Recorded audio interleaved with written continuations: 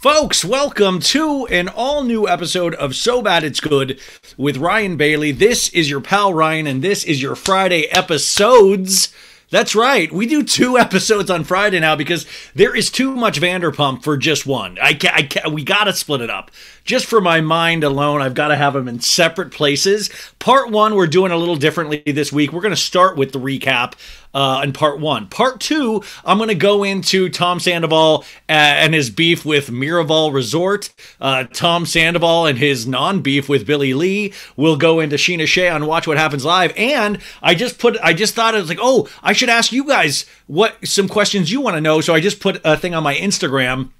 But I won't get to that episode for another couple of hours, so I've already gotten some good questions. So I'll be answering questions. That'll all be on part 2, but this will all be Vanderpump-centric. I purposely didn't put Vanderpump news in the last couple of episodes. Wanted to save it all for this. And also, we've got to look ahead to the future. We've got to really invest in the future. And what I mean by that is Vanderpump Rules will be over one day. It doesn't feel like it. It feels like we've got a long road to go, but I think we have like a month and a week or a month and a half left, and we got pop culture to talk about after that. There are amazing shows out there. I'm familiarizing myself with stuff out there. I'm trying to come back from this Vanderpump orbit. This Sandoval put us all in. Ah, damn you, Sandoval. Damn you. How the heck are you guys doing? It's 9:06 p.m. Thursday night. And it's so funny. I just chugged a coffee. I'm like, I want to get myself so pumped up for this. I just rewatched the episode. Juliana Carrazza once again took amazing notes on this episode. So then I watched it like 3 times. And the last time I go through with her notes and I make notes on top of her notes and then add my notes that I had from the other. It's like NASA over here with somebody from a degree at Arizona State University. Still NASA, though. Very NASA. If you like this podcast, please consider rating it 5 stars on Apple Podcasts and Spotify. I did like 3 or 4 Patreon episodes in the last week. If you want more, do patreon.com/so bad it's good. You'll be able to ask questions over there as well. I'll be doing a Q&A episode this weekend. And I think that's it. Oh, yeah. I'm on the Brav Bros podcast today as well. And we had a great discussion. I think yesterday? Was it Wednesday? I don't know anymore. But we talked about Jersey, Summer House, a little bit of Vanderpump. But it was so great to finally talk to those guys. And I broed out with I'm an unofficial Brav bro, I guess. So go check that out. They're going to be on my podcast as well. I'm very excited to have them back on. We had a really good rapport, and that's always great. But always, it's so cool. It's so cool how many voices you get to hear in podcasting. And I love that it champions, the male voice. No, I primarily think it champions the female voice, but like we talk about on the Brav Bros podcast, it is so nice to be able to be a part of this. I have never wanted to be the head of anything, but I just want a seat at the table. So thank you for letting me sit at this table with you and scream and yell and get all of my id out. Because at the end of the day, and for all you guys listening, just remember, we're 5 bad decisions away from being Tom Sandoval. Like, I always say that. Like, I'm the biggest idiot of them all. Like, really. But this is a good template for what not to do in your life. And then, really, I would say the final thing not to do is just don't go on Howie Mandel's podcast. Howie, the thing is... Like, no. I mean, I still am laughing about the Howie Mandel podcast because what you're seeing with this episode is even how he kind of manipulated the truth in the Howie Mandel podcast. And we'll point that out as it goes along. But it's always funny, the stories that we tell ourselves and the stories that we try to make things look a little better for ourselves. Your version of the story, we all have the version of the story that we want people to know because it explains potentially a little better and makes us not look like such dicks.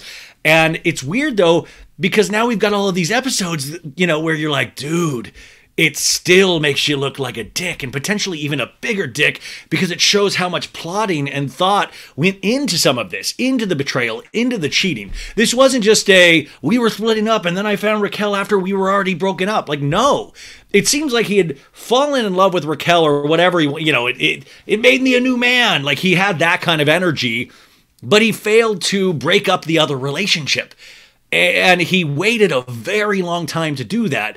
And it seems like he told a lot of people, except for the person he was actually in the relationship with. And I think that's where, I keep going back to that thing on Howie Mandel where he's like, I don't know why this is such a big deal. It's such a big deal because if you had done it the right way, it would have been sad, but it wouldn't have been a big deal. It would have been life.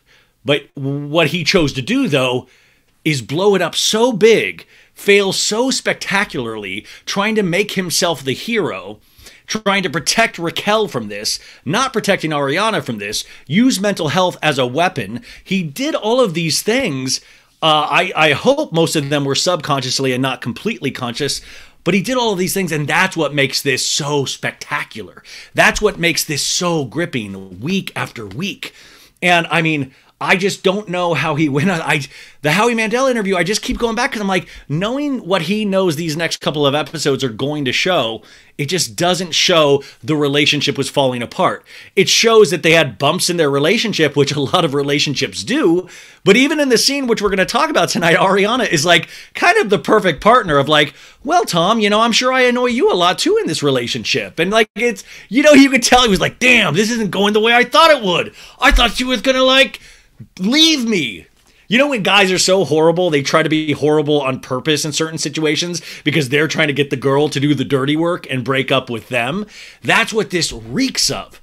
And it sucks so bad because if Tom had just made the right decision, and like what, he's like 41, 42 now, and hopefully he'll never put himself in this situation again, and he'll never put any other female in this situation again. But it's just, I think that's the thing, is that I just had him pegged as such a different person. Once again, we all make mistakes. We are just primed that way. And I will say, it feels like, just from reality television and the life I witnessed myself, that men are the perpetrators of some of the biggest mistakes out there. Once again, I'm not saying women don't make mistakes. I'm not saying women don't lie, but it seems like all of the examples I can point to is, yo, that dude has a dick too. That dude has a dick. What am I? These guys all have dicks and they're being dicks. So we're going to get into this episode. A real quick update on personal stuff is that, listen, I want to dedicate, this is so stupid because I don't think, of course I have all the stuff going on with my mom, and she really, it was really bad a couple of weeks ago, and they did the radiation treatments and were able to break up some of the bone cancer in her spinal column. So it was really painful. It was really, really upsetting to watch. And so they did radiation treatments and were able to make it a little more manageable. And she is on this new infusion with immunotherapy. We're hoping that things work. I was already supposed to be back there, but unfortunately, and I'm not going to talk too much about this because it's not my place, but my ex's mother passed away this week. So I just wanted to dedicate this to Phyllis. She really was an amazing woman, a beautiful woman, and she had a great laugh and a great sense of humor herself. And I don't think any of them are listening, but it's one of those reminders about how life is, and there are so many beginnings and there are so many endings, but they'll never be ending because these people will always be with us for the rest of our lives. And I think that is something good we can take from that. So unfortunately that has happened, and I'm going to be with my dog while she's away dealing with all of that horrible stuff, and then I'll be back with my mom. Man, it is so wild, you guys. When everything hits, it seems like it hits all at once. I'm sure it's like that for you as well. Okay, that's enough of the series. Oh, wait. Oh, two last things. Two last things. It really is a conversation. I feel like we're having a conversation that I'm just monopolizing, but I really look forward to these in particular. Like, I need to get all of this out. Two things. Okay, one, does anybody have a good LASIK guy? My vision is getting so horrible, and I think I'm going to bite the bullet and get LASIK. If anybody has any recommendations, if there's any back alley LASIK surgeries, I'm willing to, I'll go in a back alley and let somebody cut my eye open for the right price. But if anybody knows anybody in Los Angeles or Arizona, which I'll be a lot at as well, let me know. And then this is the other thing. I had somebody reach out about organization, I believe, in the Facebook group, So Bad It's Good with Ryan Bailey. What's up, baddies, over there? I do need a personal organizer, and preferably somebody that would even be willing to work with me in person, just to start for a couple of days, because that's my weakness, and I'm really committed to getting better at this, because Maritza reminded me that it's my birthday, I think on Monday. What is today?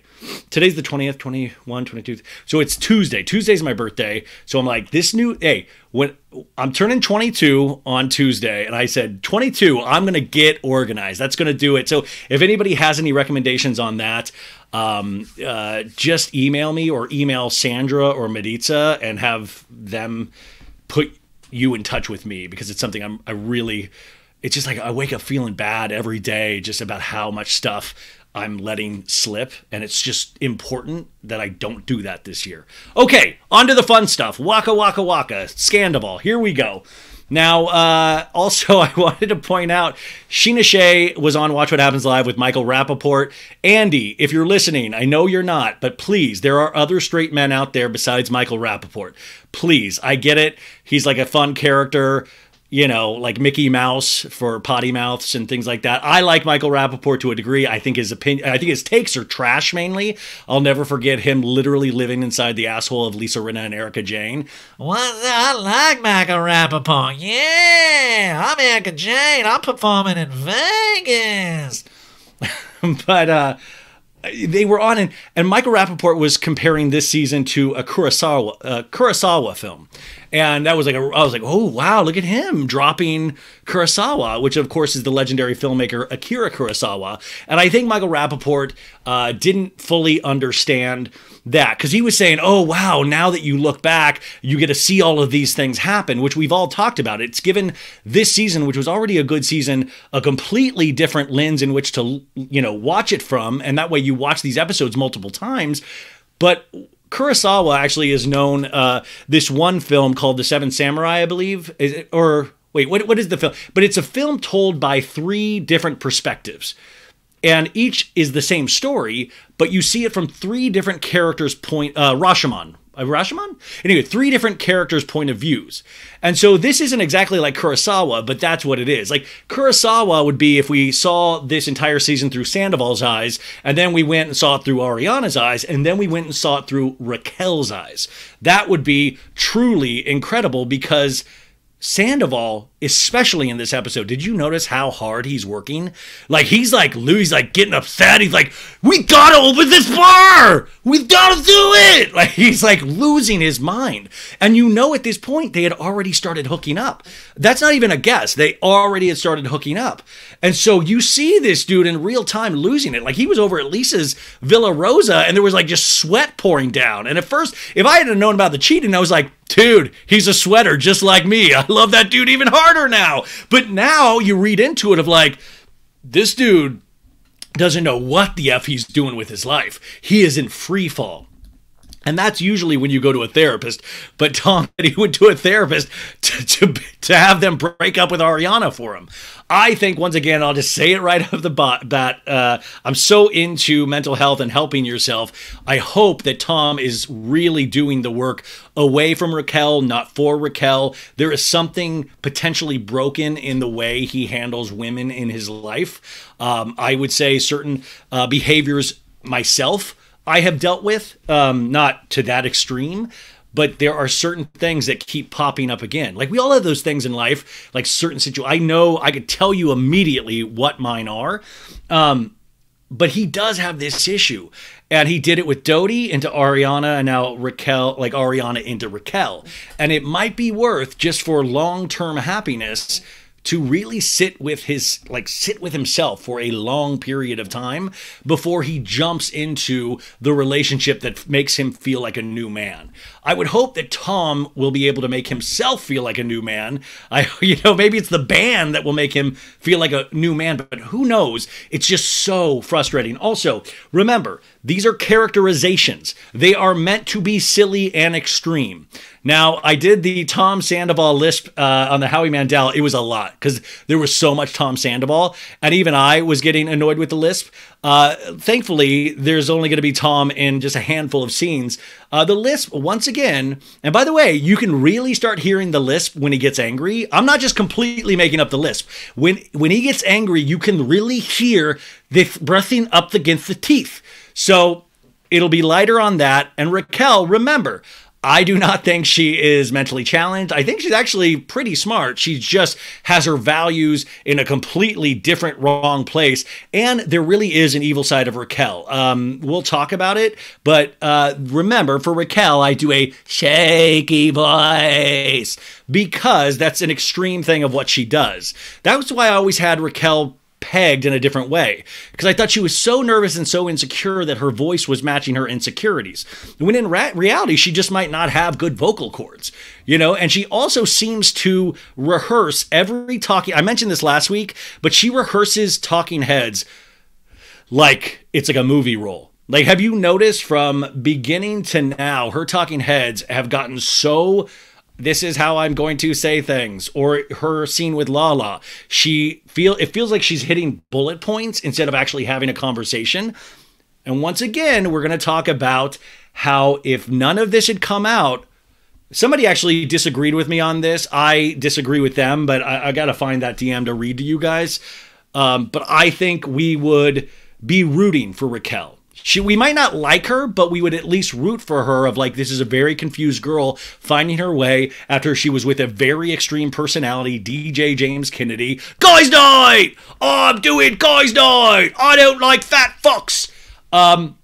Very extreme personality, and so I would think you would root for her. Even tonight, Lala going, Mistress! What's up, Mistress? What's up, Mistress? And little Lala, her vagina, what's up, Mistress? What's going on?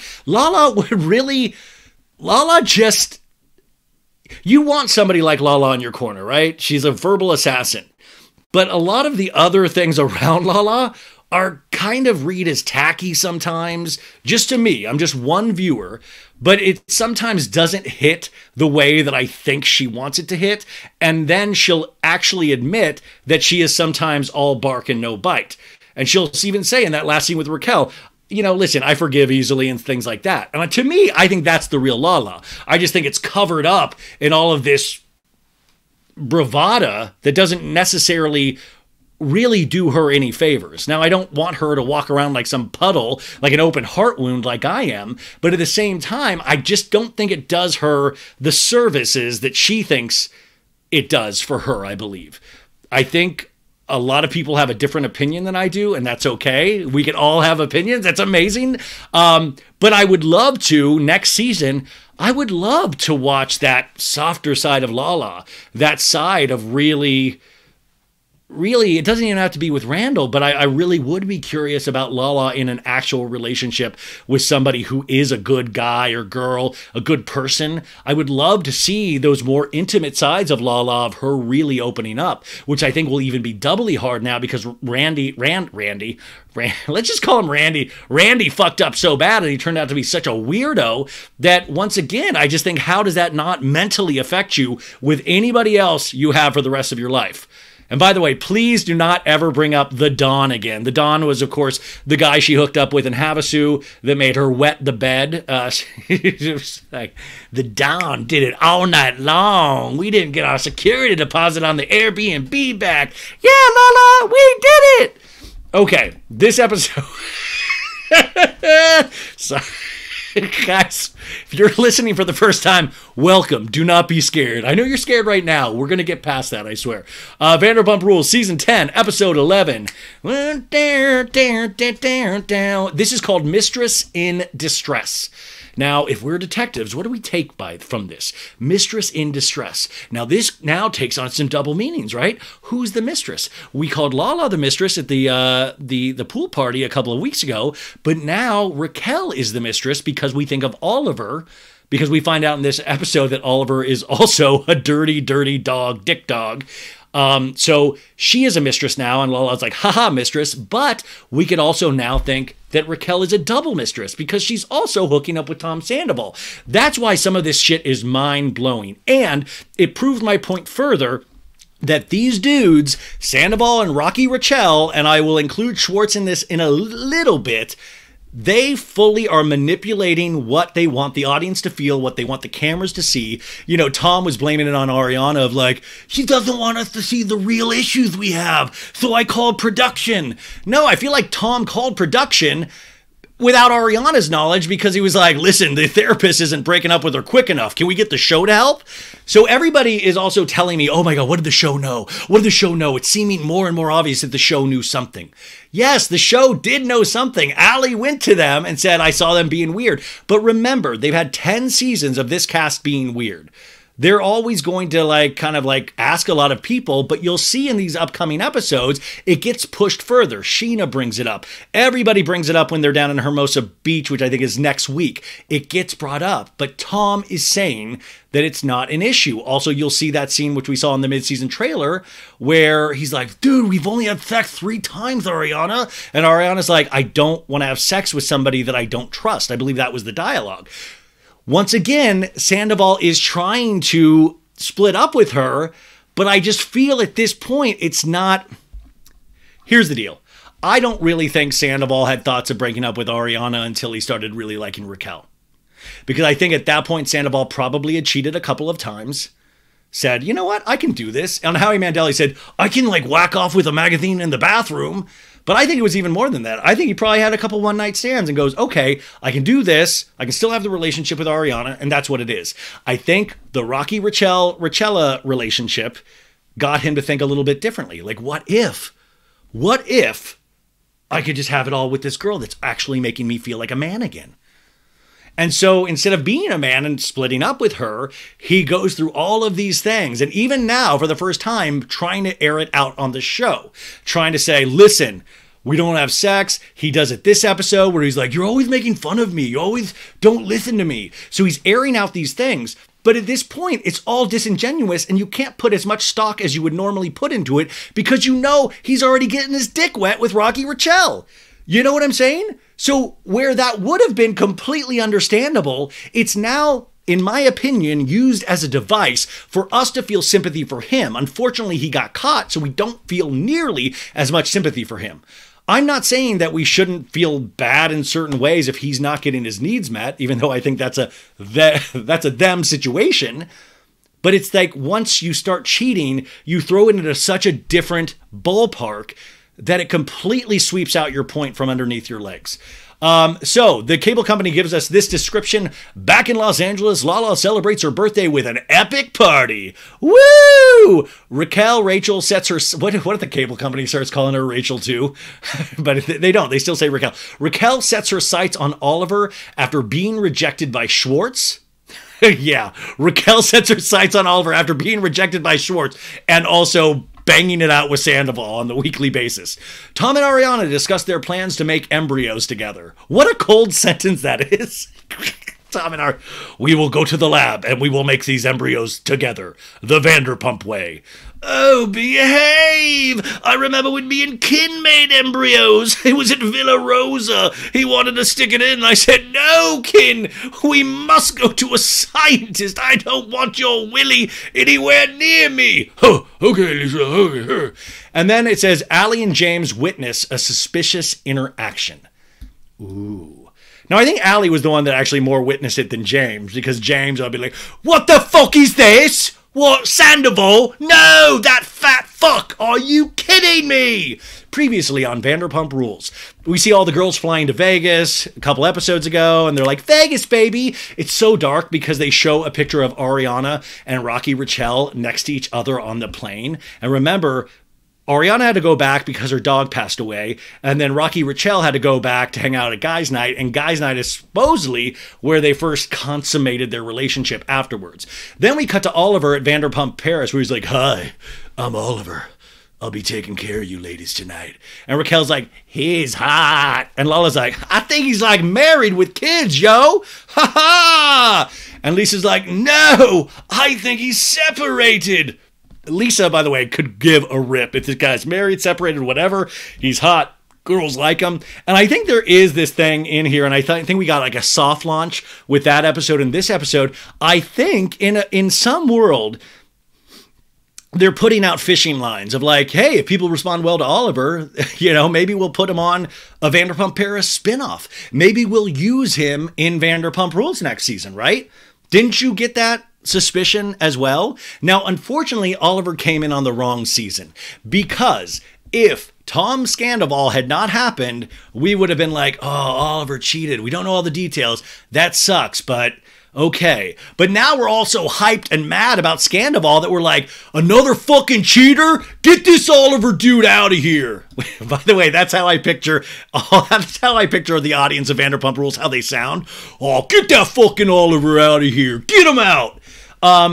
So they're all fighting over Oliver. We see Oliver and Raquel make out on the dance floor at that Disco Pussy nightclub. And then we have a meeting at Pump with Lisa, where Sandoval's like, we are opening on the 31st. And Lisa's like, that's what you need. That is the spirit, Tom. And then we see Lisa immediately in a meeting with Greg, the gruff owner of Schwartz and Sandy's, where Lisa's like, are you ready now to open on the 31st? And Greg's like, no. They're not ready, Lisa. They're not ready. We cut to the girls' dinner in Vegas after Raquel makes out with Oliver, and Lala's like, we were fine. It's when we got back to the room and I said, bottom line is, I'm going to be honest with you, you with one too many drinks, I would never trust you around my man. And Raquel, in Talking Heads, like, I just feel like Lala's being a hypocrite.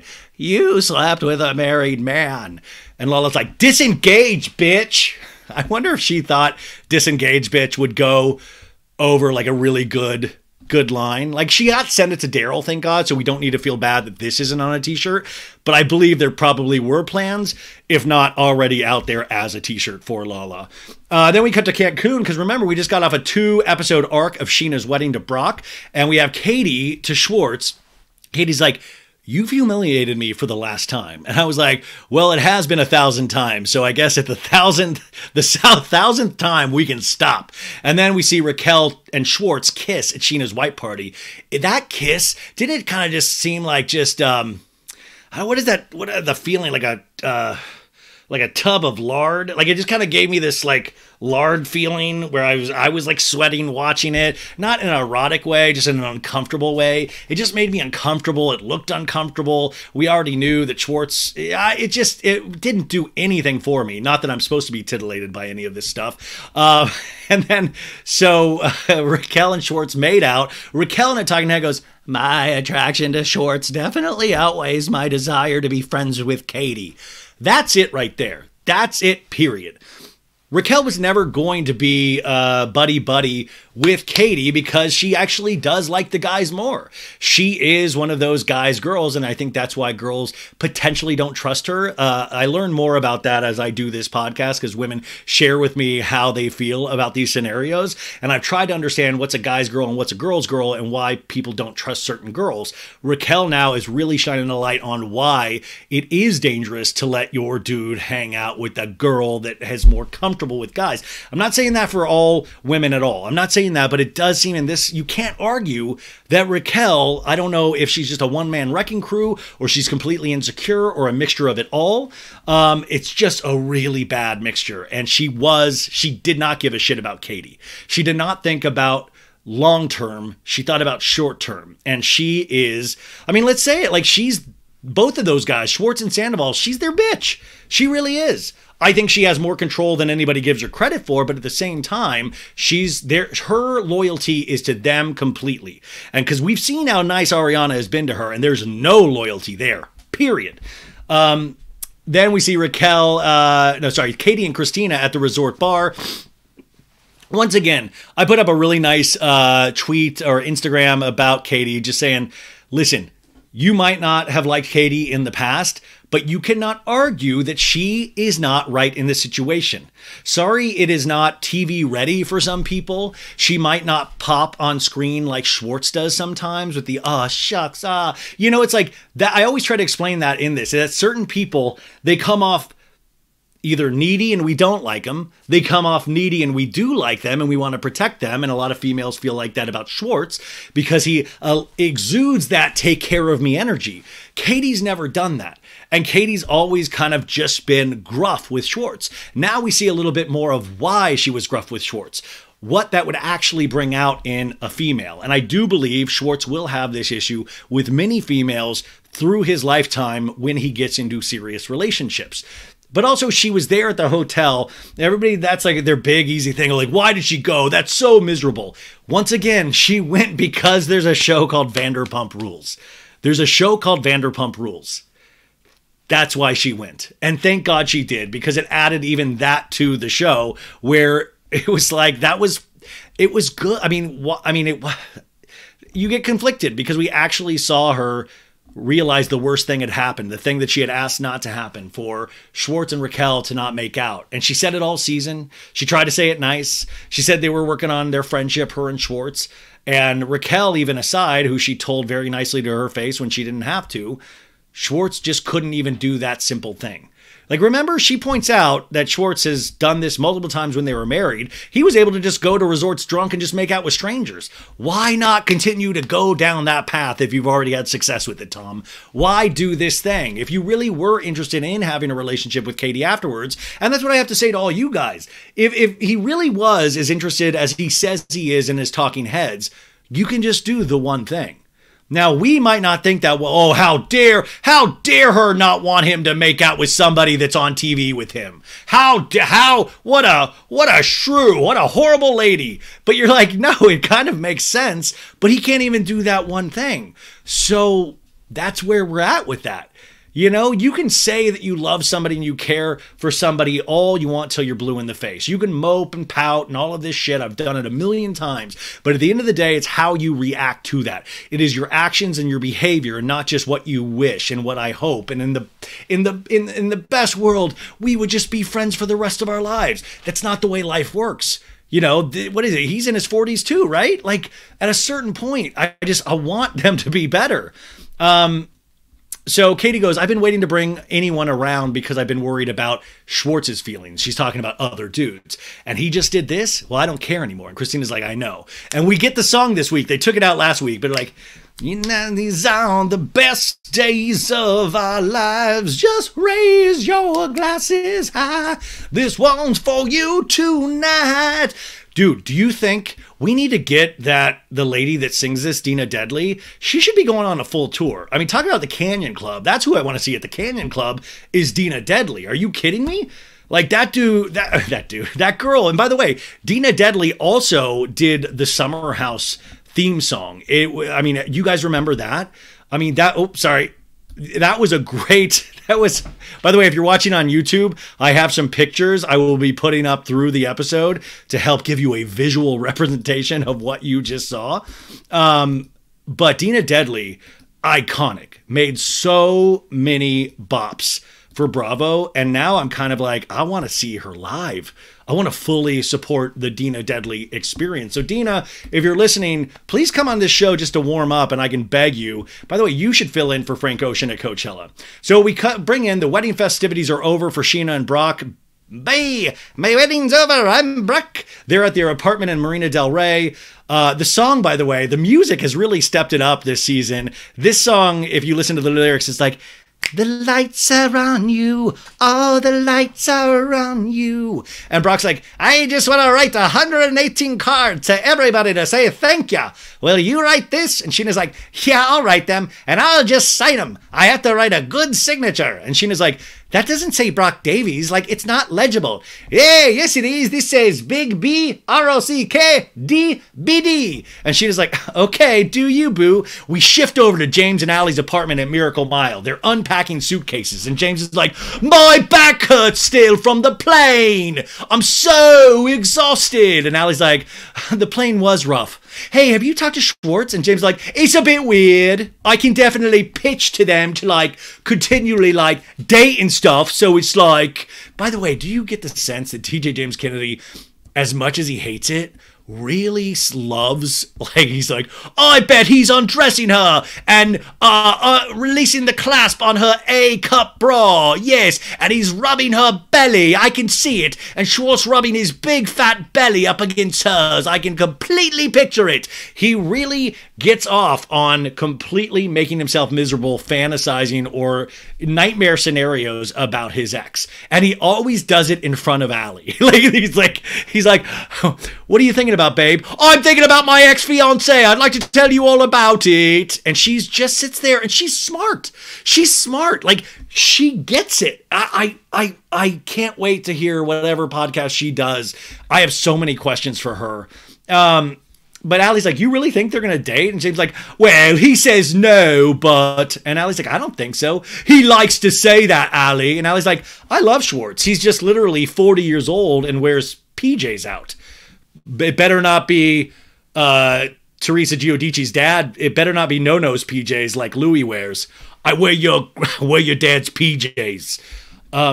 By the way, Allie really hits Schwartz harder than anybody on this show. Just from an outside perspective, she nails it immediately. He's 40 years old and wears PJs out at night. Like, that is the worst thing you can hear from a stranger. She's like nailed him immediately. Like, she's got his number immediately. And DJ James Kennedy loves it. He's like, oh really? Oh, okay, all right.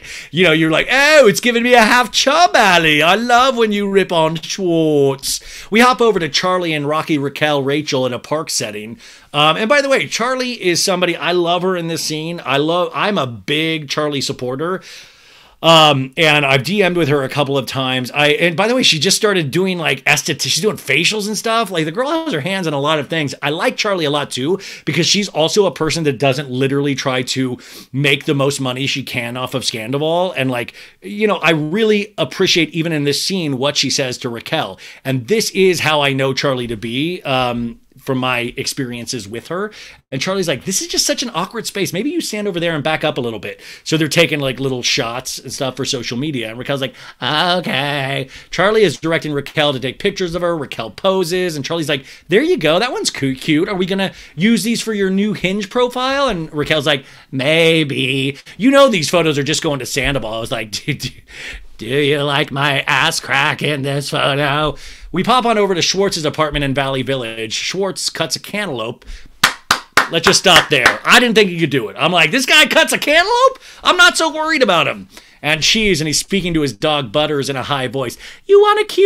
Oh, you want a cube? That's Pete Mickey. And by the way, I'm doing this voice, but I just want you to know I do the same damn voice to my dog. It's even worse. If you ever encounter the sound of go poopies, you get a treat if you go poopies, just know you're about to have an encounter with me. Because it's just a big grown man walking around with his dog going, poopies, go poopies, you got it. He's like, he's my best friend. You're just sad because you got to go to your mama's. And then there's a knock. And Schwartz, back to a normal voice, like, oh, hey, we're just munching on some Colby Jack. Because Katie's at the door. And she's like, hey. And Schwartz is like, he had a really bad ear infection, so I was just giving him drops. Like, once again, like, yeah, let's get this dog away from Schwartz. I know Schwartz loves the dogs, but it's like, you got a bad ear infection? I want you with Katie, period. Like, let's get him away. He's like jamming a cantaloupe into this dog's ear or something.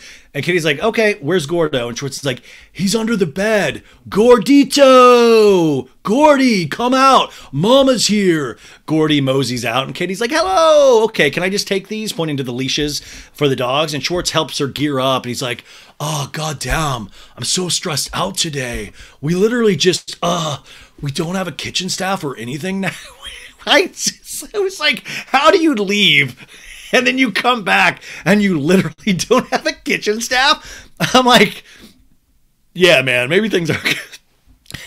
It's bad when I'm even like, it can't be this tough to open a restaurant. Like, it really does seem wild that they were going all of these places, and Sandoval not only had a band, but he's tried to start like having a full-blown affair on top of it. Like, you cannot argue with me at this point that maybe he should have like put some of that man passion into just opening the restaurant and not completely destroying a lot of what his life had been up to that point.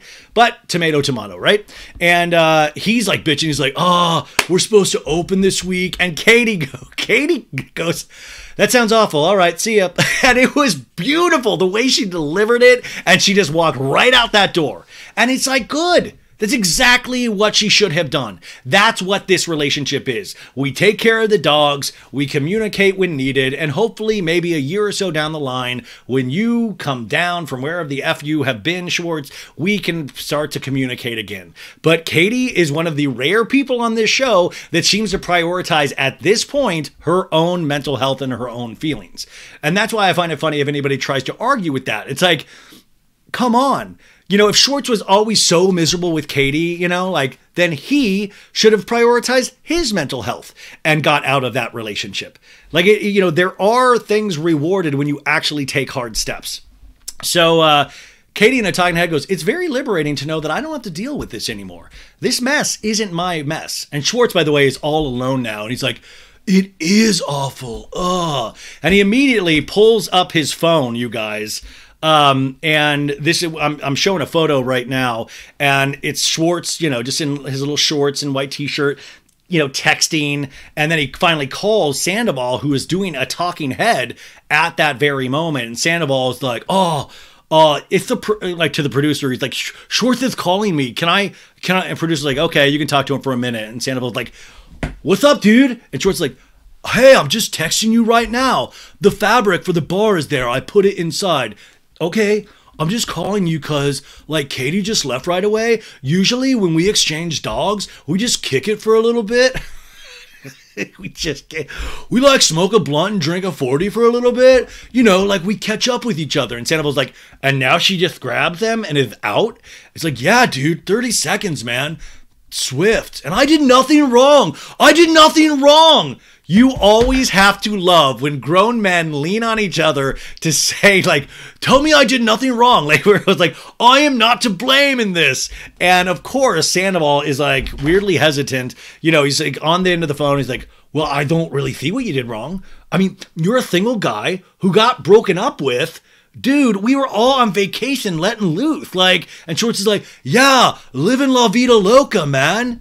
But it is fun. It's like, of course, maybe don't go to Sandoval, who is literally cheating on Ariana with the person you hooked up in Mexico. I can only imagine what's going through Sandoval's mind in this moment.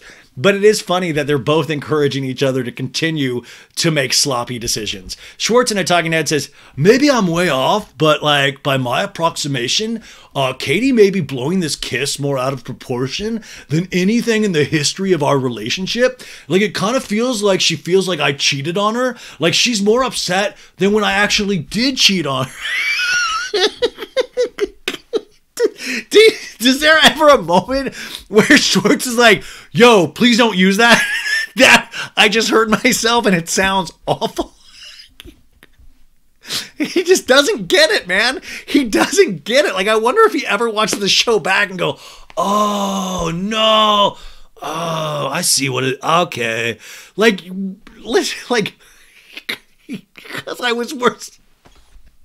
I cheated harder on her when we were married, like, and now she's more hurt. It's just never fair with women, man. Schwartz is getting heated. He's like, Katie can do whatever she wants. He's talking to Sandoval, and I will support her. Like, if you and her got married next week, I swear on my life, put a lie detector on me right now. I would support you guys wholeheartedly. Okay, that's another. We're like two dumb things on Schwartz immediately. Of like, okay, dude. That's so warped. Like, I know that you want Katie to be happy, but you're like, if you didn't have a problem with Sandoval and Katie dating, I would like commit, like that would be insane. Like, come on. You know, like, do you truly just not care at all? I would totally love to watch you guys. They're so incestuous that it's just like insane. It's like, I would like put a lie detector on me right now. And this is the kind of, if I produced the show, I'd be like, yeah, let's have a lie detector guy literally come in right now and let's see what, it's so weird. Like, what does that even prove? Like, wow, you're so evolved. That's amazing. You'd let your best friend dick down your ex. Like, kudos. That is, wow. Schwartz and Sandy's has really been the therapy that you needed and not an actual therapist. And then Sandoval's like, it's funny that you should say that because, and Schwartz laughs, ha ha, shut up, dude. Ha ha ha ha. So funny, you guys. But at the same time, we realize that in that moment, Sandoval does know that he is cheating. It's just with Raquel. So he knows that he's doing something wrong already. Now we're back at the park with Charlie and Rocky Raquel hanging out, taking photos. And Charlie's like, so, content day today. Okay, we tried. Well, next time we'll go inside, air conditioning. Anyways, Katie invited me to brunch, and I was disappointed from the information I was given. And we flashed that brunch scene with Katie and Charlie a day prior, where Katie's like, yeah, we're in Lala's room, and Scheana calls her, and she's like, did you see Schwartz and Rocky Raquel make out? And Charlie makes an unhappy face to Katie, and Katie's like, people cheered. Which is really just hurtful. Charlie tells Raquel, I think it's distasteful what happened at Scheana's wedding, like with Tom. Like that was Katie's anniversary weekend for her wedding. And Raquel's like, I'm not thinking about their anniversary. They're not together anymore. She also chose to go on this trip when she wasn't invited. And she knew what she was getting herself into. Everyone was going to be there. And Charlie's like, yeah, but to be honest, Rachel, I wouldn't do that to my worst enemy. Because there's still a 12-year relationship to respect. And Charlie, by the way, throws down. You've seen it. And I know she throws down in her real life. So this is what I'm talking about. She's a good enough friend to Raquel to actually tell her the truth. Those friends are really hard to come by. So Charlie's like, I was just like, Raquel's better than that. I'm not going to not be your friend, Raquel. I'm just going to tell you, hey, that was kind of like not a cool thing to do. Well, if you're wondering if we're going to be dating or anything, no. And Charlie's like, I think that's a good idea. We're definitely not going to be dating. Once again, though, all of these people saying things exactly to these people's faces. You know, Katie to Schwartz, Charlie to Raquel. And at the same point, she's like, yeah, I'm literally doing something so much worse. And that's the kind of shit that you can't even, like, believe me, you guys, I've tried to, like, rewatch scenes with Raquel and, like, really, like, look into her eyes like a creep. And you can't pick up on anything. Like, I can't even see any kind of guilt in there at all or any kind of, because your immediate thought would be like, holy shit, hopefully she never finds out that I'm doing the double dick dong with old Sandoval. Like, it really scares me because it's almost like a flawless performance. Like Sandoval sucks at it.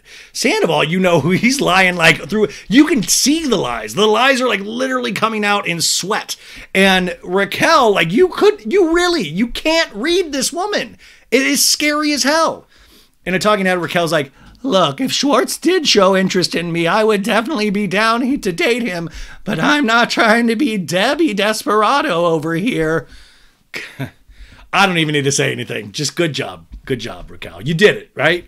Good job. Raquel's like, Oliver, we're going to go on a date. He flew in yesterday with his son. And Charlie gasps, whoa, he's not going to bring his son. It would be weird to meet like on a first date. And Charlie's like, yeah, but you guys are texting. Where are you guys going? Do you have a plan or did he pick it out? And he's picking out a spot. He goes, he's picking out a spot. He hasn't told me where yet. It's probably like he's got a fuck pad in Los Angeles. He like brings her over to Sutton's. My mom's friend Sutton gave me this place to like a bang, like a, you know, it's like a little bang place, you know. Well, I Sutton Strack. I'm going to give you, I'm going to give you the keys to Sutton by Design Concept, and you just tell Oliver he can fuck shit up in there. Anyways, next scene is inside Schwartz and Sandy's. We hear papers rustle. Schwartz laughs, and Schwartz is like, these comments I posted at the wedding, on IG. And Sandoval's like, yeah? And we see a comment from J Mook G9. It's like, the comment is, come on, bro, did you hit that? At Raquel Leviss. And Schwartz is laughing, referring to Raquel. Oh, it's ridiculous, man. By the way, I feel a newfound sense of optimism, of determination. Like, I know we're not going to, like, open when we're supposed to open. Like, oh, man, and that fucking hurt, bro. These two, this Bill and Ted with a cheating disorder. It is so wild because you just imagine Sandoval in this scene is like, why do they want you to hook up with Raquel? Do they say anything of like, at Tom Sandoval, you should hit this and have a full-blown affair? What's up with, why am I not getting comments? Jeez. They flash back to Cancun when Lisa called them to tell about their meeting with Greg. Lisa's like, Greg was at my house. There's no way this place is going to open. This wasn't me, boys. It was him. It won't open by the end of the month. And Schwartz is like, that's a tough, jagged, bitter pill to swallow. And Sandoval's like, yeah, it is. Now, Schwartz in a talking head goes, August 31st. We were speaking it into existence. That's another thing. It cracks me up. Dude, at a certain point, we made a vision board, and we put August 31st on it. And it's not happening. I guess vision boards don't even work anymore. Thanks a lot, The Secret. He goes, we were speaking it into existence. We were putting in the work. We were speaking, he says we were talking about it. So we were working. We had momentum. We were talking a lot about it. And now it's just not going to happen. In this scene right here at Schwartz and Sandy's, really play with the concept in your head of what is good in the long term and what is good in the short term, is that those can be two separate things. They're rushing to get this place open, but at the same time, at what cost? And I want to also point out the fact of right now, I think Schwartz and Sandy's is doing good. People are literally going in just to be around the vibe of Sandoval. And eventually, though, that wears off.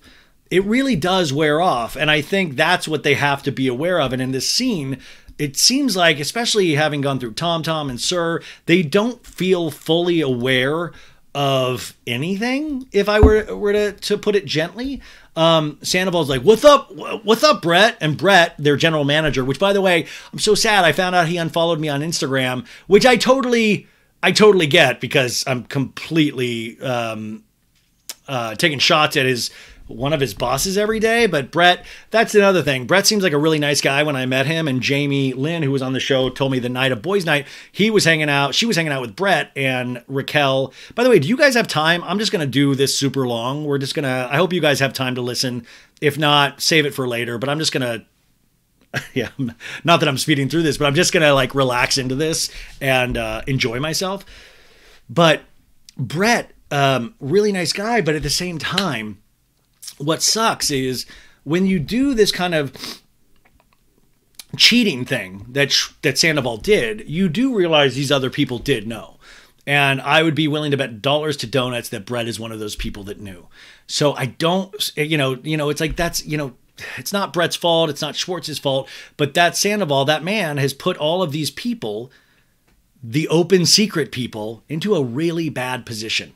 He really did. It's not much of a friend. And that's another reason why he's I don't know why this is such a big deal. It's because it affected everything, dude. It wasn't, when you grow up, you have a life. You actually have a business. You have all of these things that you've dreamt of. But you put all of these people like Brett in a extremely bad position because Brett knew. There's just no way he didn't know. Schwartz is like, our trip was great, Brett. It was restorative. And we were just riffing about that. Riffing, like you're a jazz artist. We were just riffing about being lazy. We came up with some good stuff. Anyways, he's like, you've seen us. There's been a darkness, Brett, but the light has been dim as it can possibly be, But I feel like a newfound sense of determination. What the fuck? Did Schwartz find God in Mexico? Was he at some kind of, what was it, a Mormon tabernacle thing? Brett gets right into it. He's like, whatever. All right. So while you guys were gone, the booth guy quit. Their machine had cut a bunch of pieces for it. The pieces didn't fit together. Then the machine broke, I guess. And then he just quit. Now this is completely, I've seen this brilliant TikTok. I wish I saved this stuff, but it literally was talking about how the fabric patterns, they didn't even meet. They were all completely different lined up. And it was a really bad look. And that's why I don't get Sandoval, we're $1 million into this, dude. It's how are you $1 million in and you didn't even have the fabric fucking lining up? How did you pick all of the worst people? This is so wild to me. It just doesn't make sense. I want to root for these guys so bad and it just never adds up. Sorry, getting my heart really worked up, you guys. And Sandoval's like, well, did you just try Thane will throw you more money? And Brett's like, No, absolutely fucking not. It took way too long. You guys are spending way too much on things like this. And Sandoval's like, what do we actually need besides kitchen staff?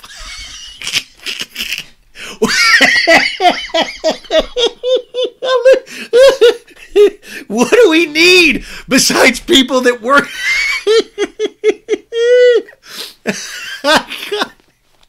What do we need besides people to actually pour the drinks and make the food? Why is this so... It's like, Jude. Brett goes, well, that is the most important thing. Everything else I can do pretty quick, but I also feel like I was really pushed into this kitchen manager, so I'm letting him go. And George is like, oh. And Sandoval drops his mouth. You know, he's like, what? Are you... Oh, he's like livid. And this is one of the scenes to pay attention to because he gets like super worked up. Like so flippin' work. I was like, what is Tom... Like, is Tom just on so much caffeine? It is so damn intense, this. And Brett's like, I had him come back to perfect some of the dishes that we had tasted, and unfortunately, it just didn't cut it. Which, by the way, this is the reality show I want to see. I want to see this guy not being able to make a PB&J. Sandoval mutters, he's like, God damn it, we can't! Ah! And Brett goes, the dishes fell short. They weren't where they should have been. It's just not the right fit for us. And Sandoval sighs, oh, we have to fucking open. Saying we can't. And Schwartz is like, saying we have to open is utterly empty, pointless words, Sandoval. Sandoval to Brett goes, I know, but I'm just saying either we open or we are fucked. If we have to serve goddamn potato chips out of there, we gotta do it. Otherwise, we lose this place. He goes, he hits the lose. We lose this place. That's when you can really sense the little lisp come out. And he's just like really on a 10 all of a sudden, like a 12. And I'm like, where was this passion? I mean, is this the same passion? Raquel got this fire going inside of me, and now I yell more.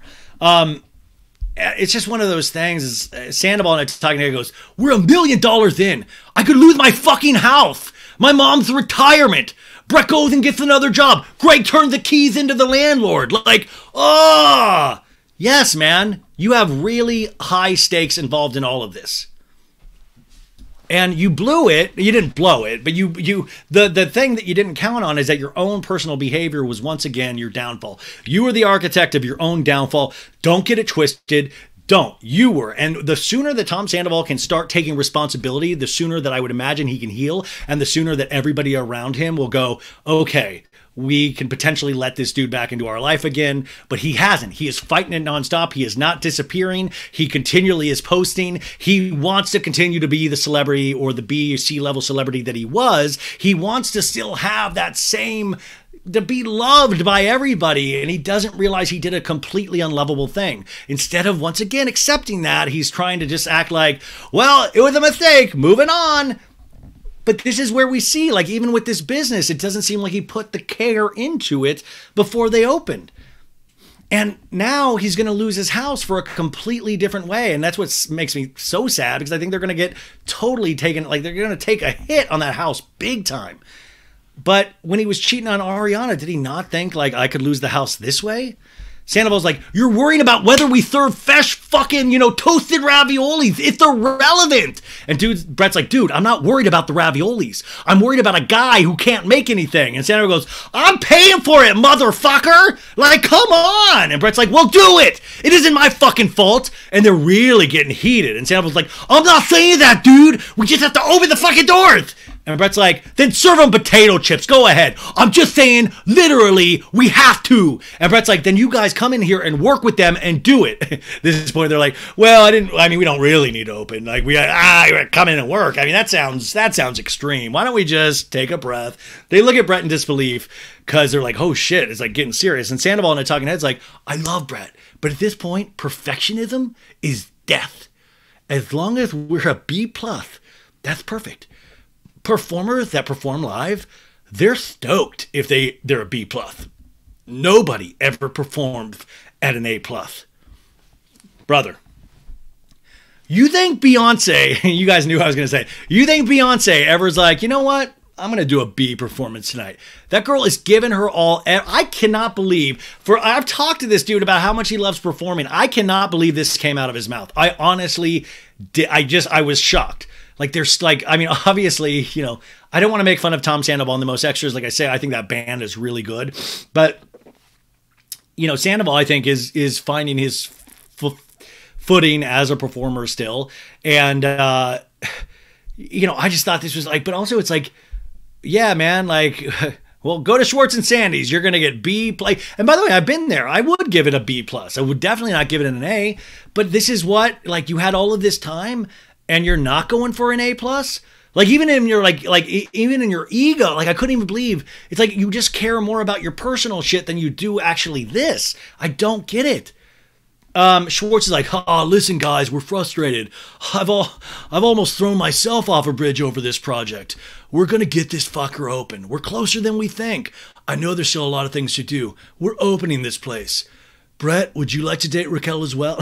Brett won't even look at them. And Schwartz sticks his hand over the middle of the table. He's like, hey, what happened to this? Like, what happened to this? Like, hands in. And Brett laughs, and then Sandoval laughs. He's like, oh. And then it's like, oh, we're just guys being guys. And then Brett, this is when I started to worry about Brett. Brett's like, oh, should we take a shot? And Schwartz is like, yeah, dude. And Sandoval's like, yeah, let's take a shot.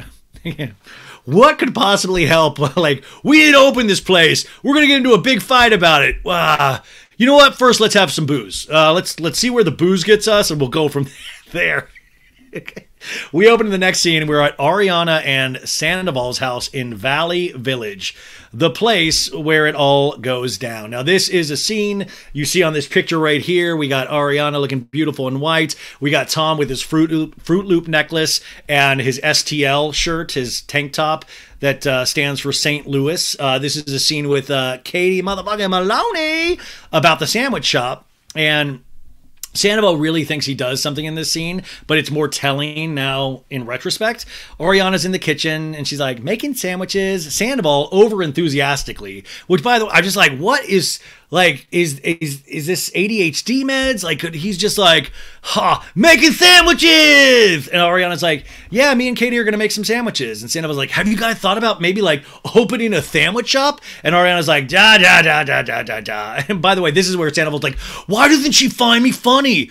That sandwich shop joke was amazing. Katie enters and they're like, hey, oh my God. Katie brings in this wicker picnic basket, which was very cute. It also reminded me, I didn't know if this came, remember when it looked like, since she was wearing that wicker hat at the pool party the other day? Katie loves a wicker moment. Katie goes, hey, so I was getting the right kind of cheeses. I found this other kind of cheese that we can eat. This one is espresso. And I'm like, no, I got so excited. I was like, espresso cheese? There's such a thing as espresso cheese? Like, how do you combine the two things that I love in one thing? Like, cheese is just, you can put, like, anything with cheese. You could be like, pickle cheese, poop cheese. I love cheese, you know? That was a bad example. Anyways, Sandoval's who's pouring red wine in glasses for them. He's like, congratulations, you signed the deal. This is a moment, and Juliana, who's taking the notes on this, pointed out, is that these scenes, once again, how he portrays it to Howie Mandel in that podcast, that they weren't really, they were on the outs as a couple. They really weren't. They were very involved in each other's lives. That's why I would like for you guys to start playing with the thoughts you already have that potentially Ariana didn't know that she was not in a relationship that was working. Because he was doing like, yeah, I'm super supportive, all of this stuff, you know, when in reality, that was just not the case. Ariana says, we signed the lease. And Katie says, yeah, paid the deposit to the landlord. We paid the previous owner the buyout for everything that's in the kitchen. Sandoval and I talking heads like, look, I'm stoked for these girls. I am. You can tell he's not.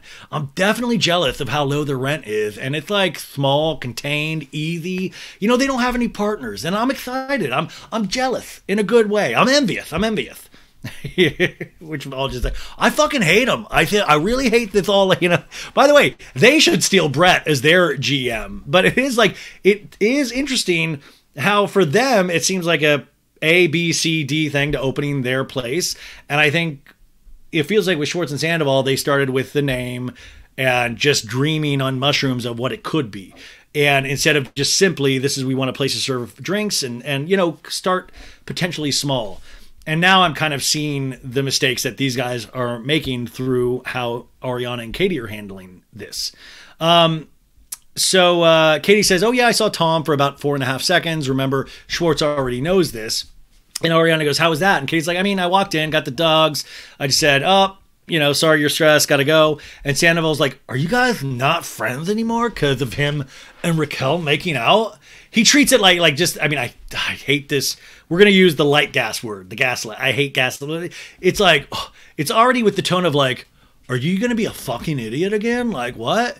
And Katie's like, yeah. And Sandoval's like, I don't think it was really a big deal, you know? Like, they're just like two single people that are decent looking and like in Mexico and just decided to make out, you know?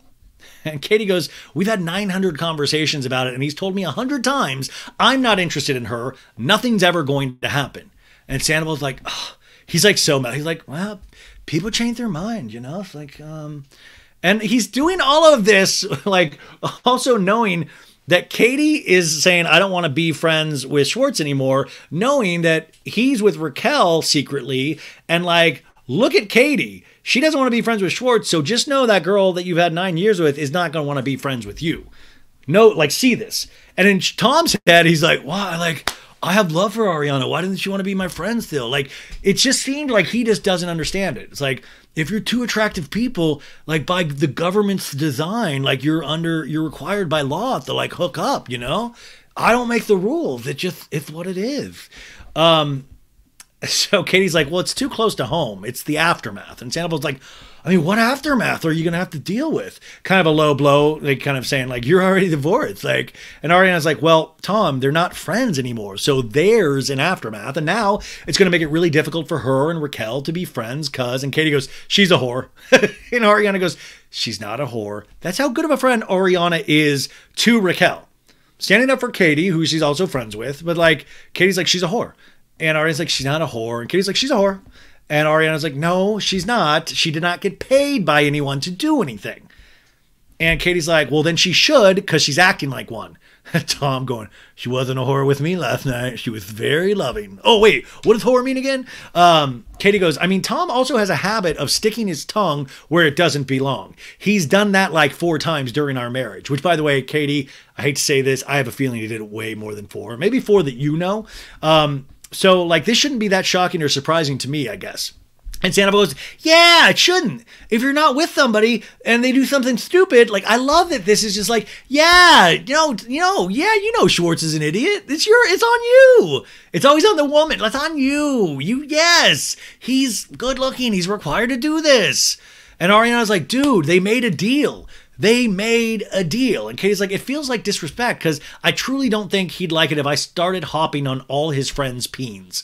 Which that sentence, like, I was starting thinking of like a Vanderpump rabbit of like, little Bonnie Tutu hopping through Schwartz and Sandy's, hopping on the peen and... Katie goes, we both agreed to this. We both had an understanding of why hooking up with somebody in the friend group would be a bad idea. I tried to forgive, but I'm not going to betray myself anymore. I wonder if there was ever any thought of like, Katie was like, fuck, do I have to sleep with Peter? I don't want to, but do I have to? DJ James Kennedy, that would be good, but he's with Allie, and I don't think I could do... Like, I wonder if there was ever a moment where she was like, should I...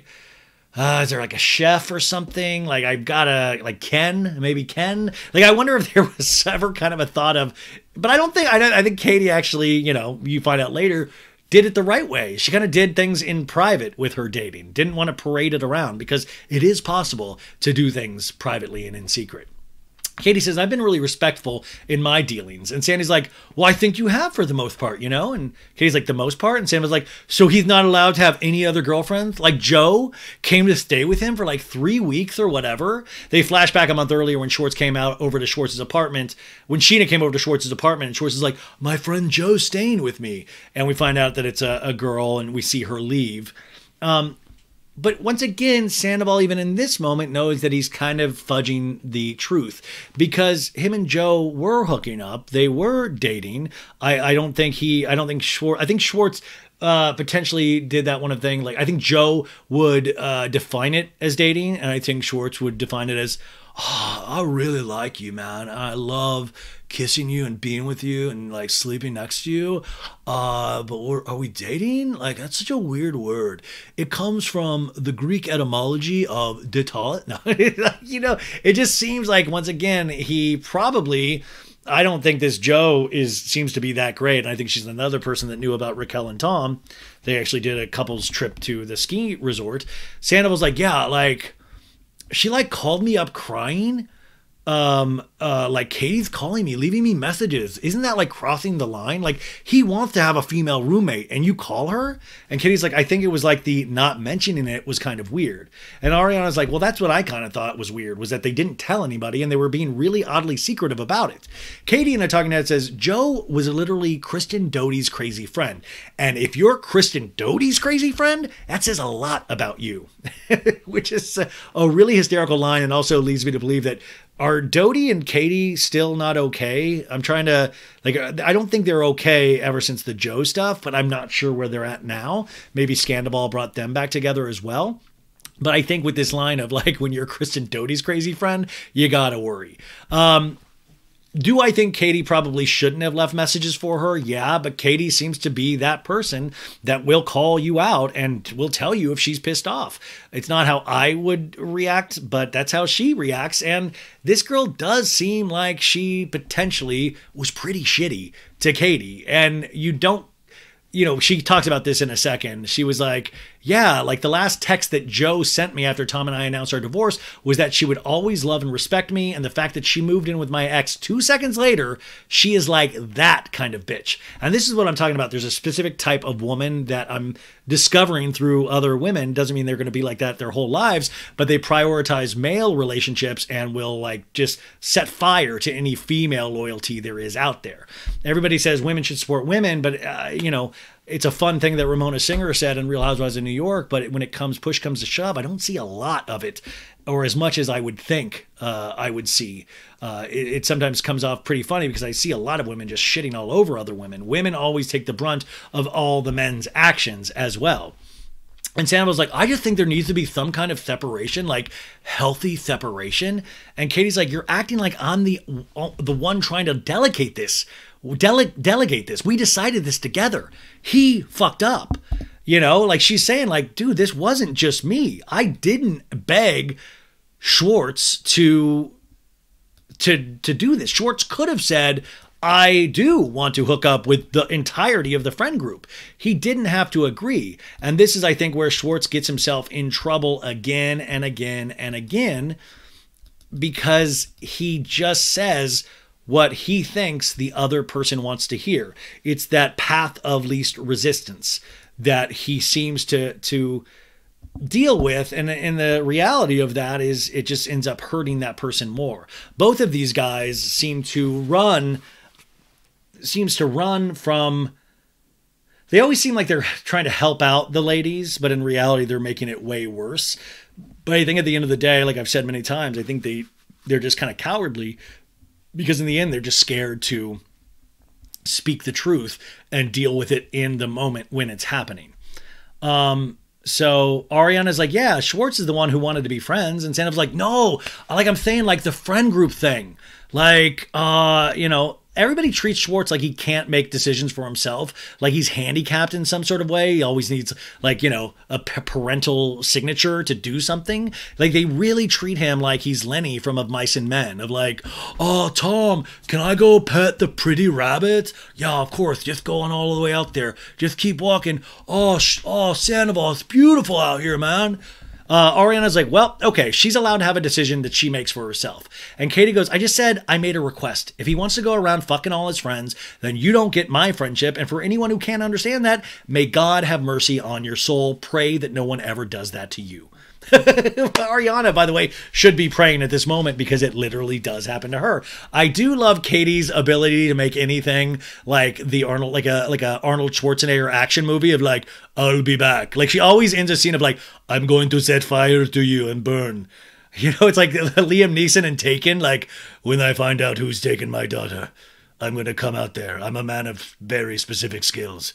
I'm going to come out and I'm going to light you on fire. I'm going to burn you down. I'm going to burn all your family. Like, Katie really, like, I will say there are things, like, I would never want to get, by the way, because I know Katie has listened to this show in the past, and I was just like, I'm like, she once reached out about something. She's like, I want to clarify something. And I really got scared because, like, I do not want Katie mad at me because I would genuinely, that would really, she seems like I don't want to be set fire to ever. Now it's over to See You Next Tuesday, which, by the way, they're playing a DJ James Kennedy rap underneath it. It was like, yeah, I got a chain to make. I'm DJ James Kennedy at Vanderpump. I like Freier Raquel, but I got Ali on Milan. I like Lala, and I used to make out with this guy named Logan. I don't like fat fucks. No. I go to Cancun, go to Scheana's wedding. I like Brock. I'm going... Guys' night! Lisa arrives and says to the hostess, "Hello, beauty, how are you? You shouldn't be chewing gum at the front floor. I can see it." And the hostess is like, "I'll spit it out now." Lisa checks in with James. "How are you, DJ James Kennedy?" He's like, "Good. What's happening?" And he's like, "You look beautiful, Lisa." And he's like, "It's the lighting, dear boy. You seem very calm and demure." And James is like, "Yeah, I just got back from Mexico. A lot happened. And Lisa's like, "What happened?" "Well, Tom Schwartz was making out with Raquel." And they show Schwartz and Sandoval sitting on a sofa at Sir. So these guys, very busy, but at the same time, they are going to go check out Sir. Somebody's got to do it. I mean, it is funny that these guys just are always out and about. You gotta love it.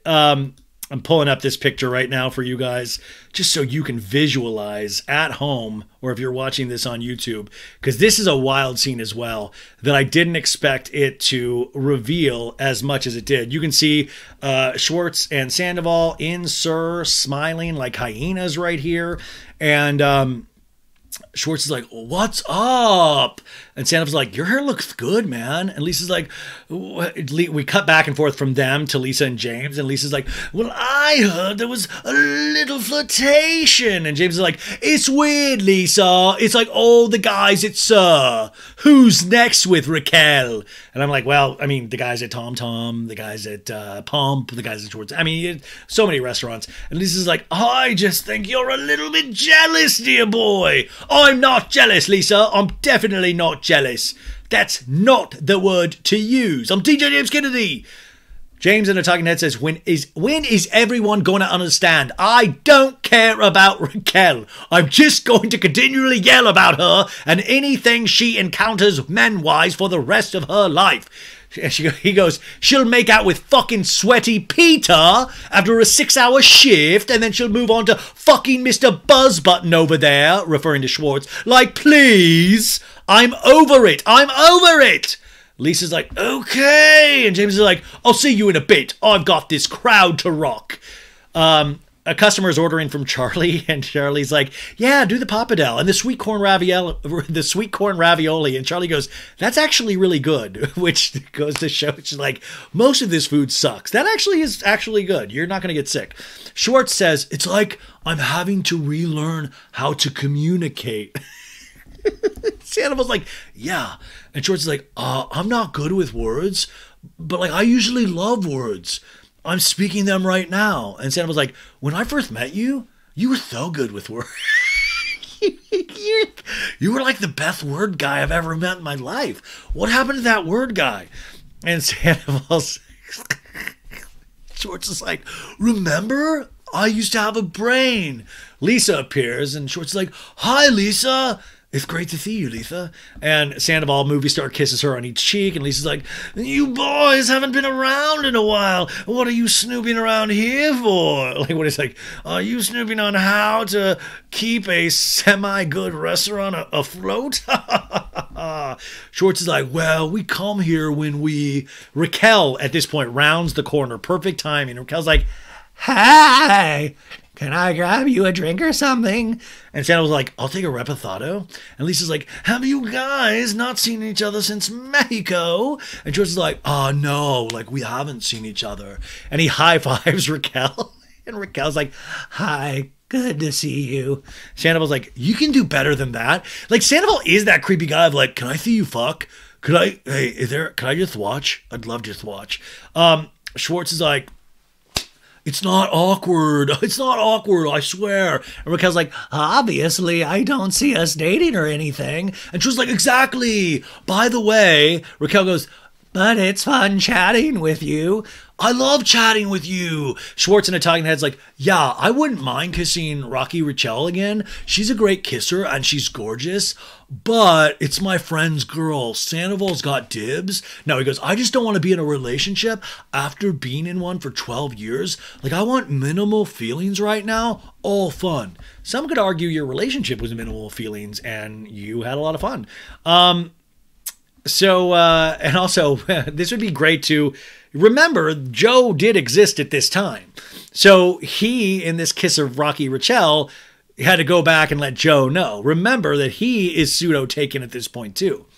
So, Raquel is there, and this is so weird because Sandoval gets so like bossy and like you can just tell he's like just really into her, and he's like, come over here, Raquel, we can't hear you, come here.